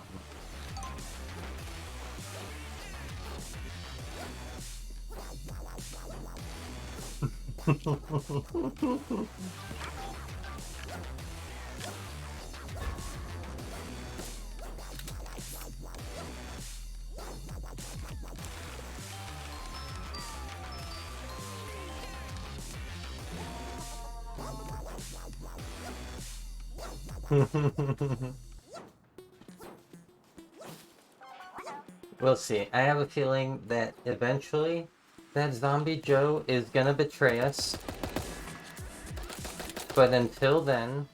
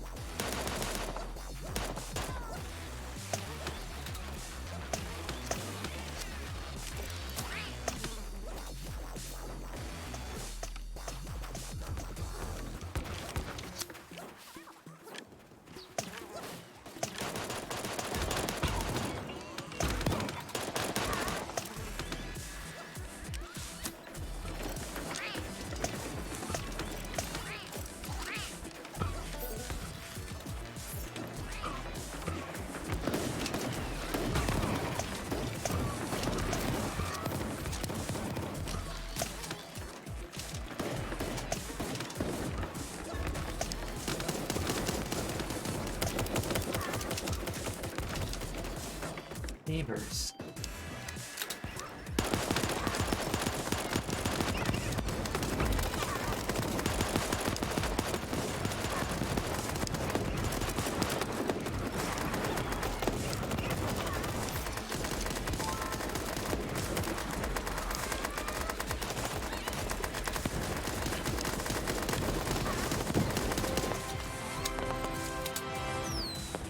That was a round. Oh my gosh, that was a round.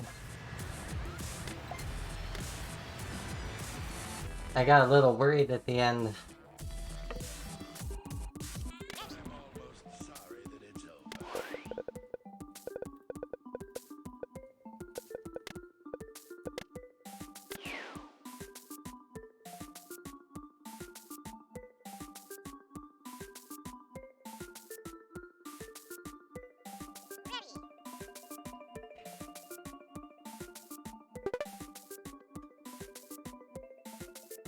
Ooh, black cat.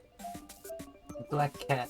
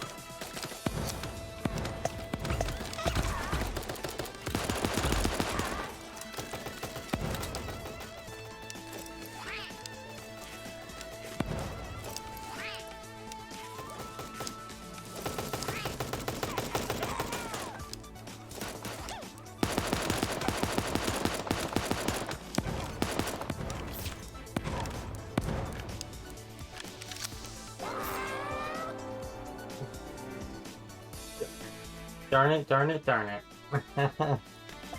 That was a good match. Oh, so close to a level up. Alright. I'm gonna go ahead and figure out a raid target here. Switch to my outro scene and whatnot. But, oh my gosh. I feel like that was a fairly good stream in terms of like my enjoyment. I hope that it was enjoyable to view. Gosh heckies, I know that I was losing focus near the end of my Encased gameplay, but yeah.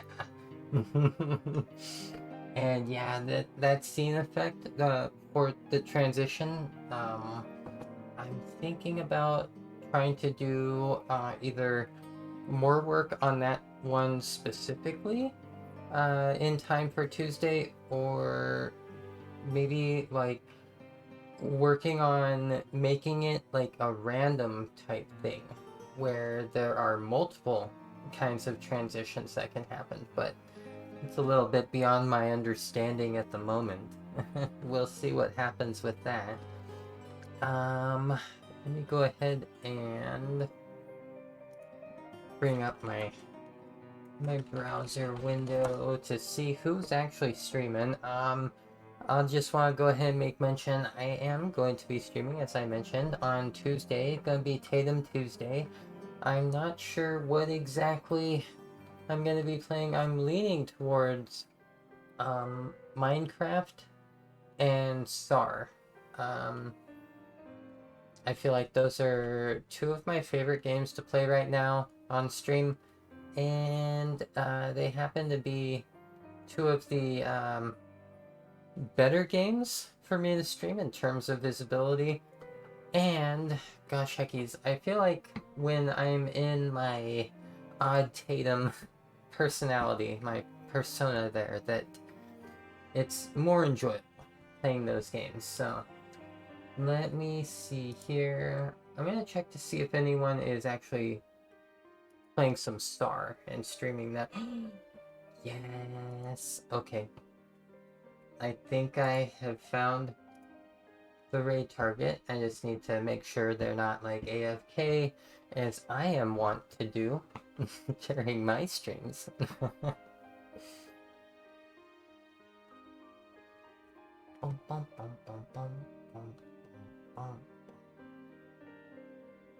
Heckin' pre-roll ads. I don't hold it against anyone for having them. I'm pretty sure I have them enabled. Just, they do make raiding interesting. Alright, here we go. So, looks like everything's all good. Gonna go ahead and raid out to Sunflower Giggles. They...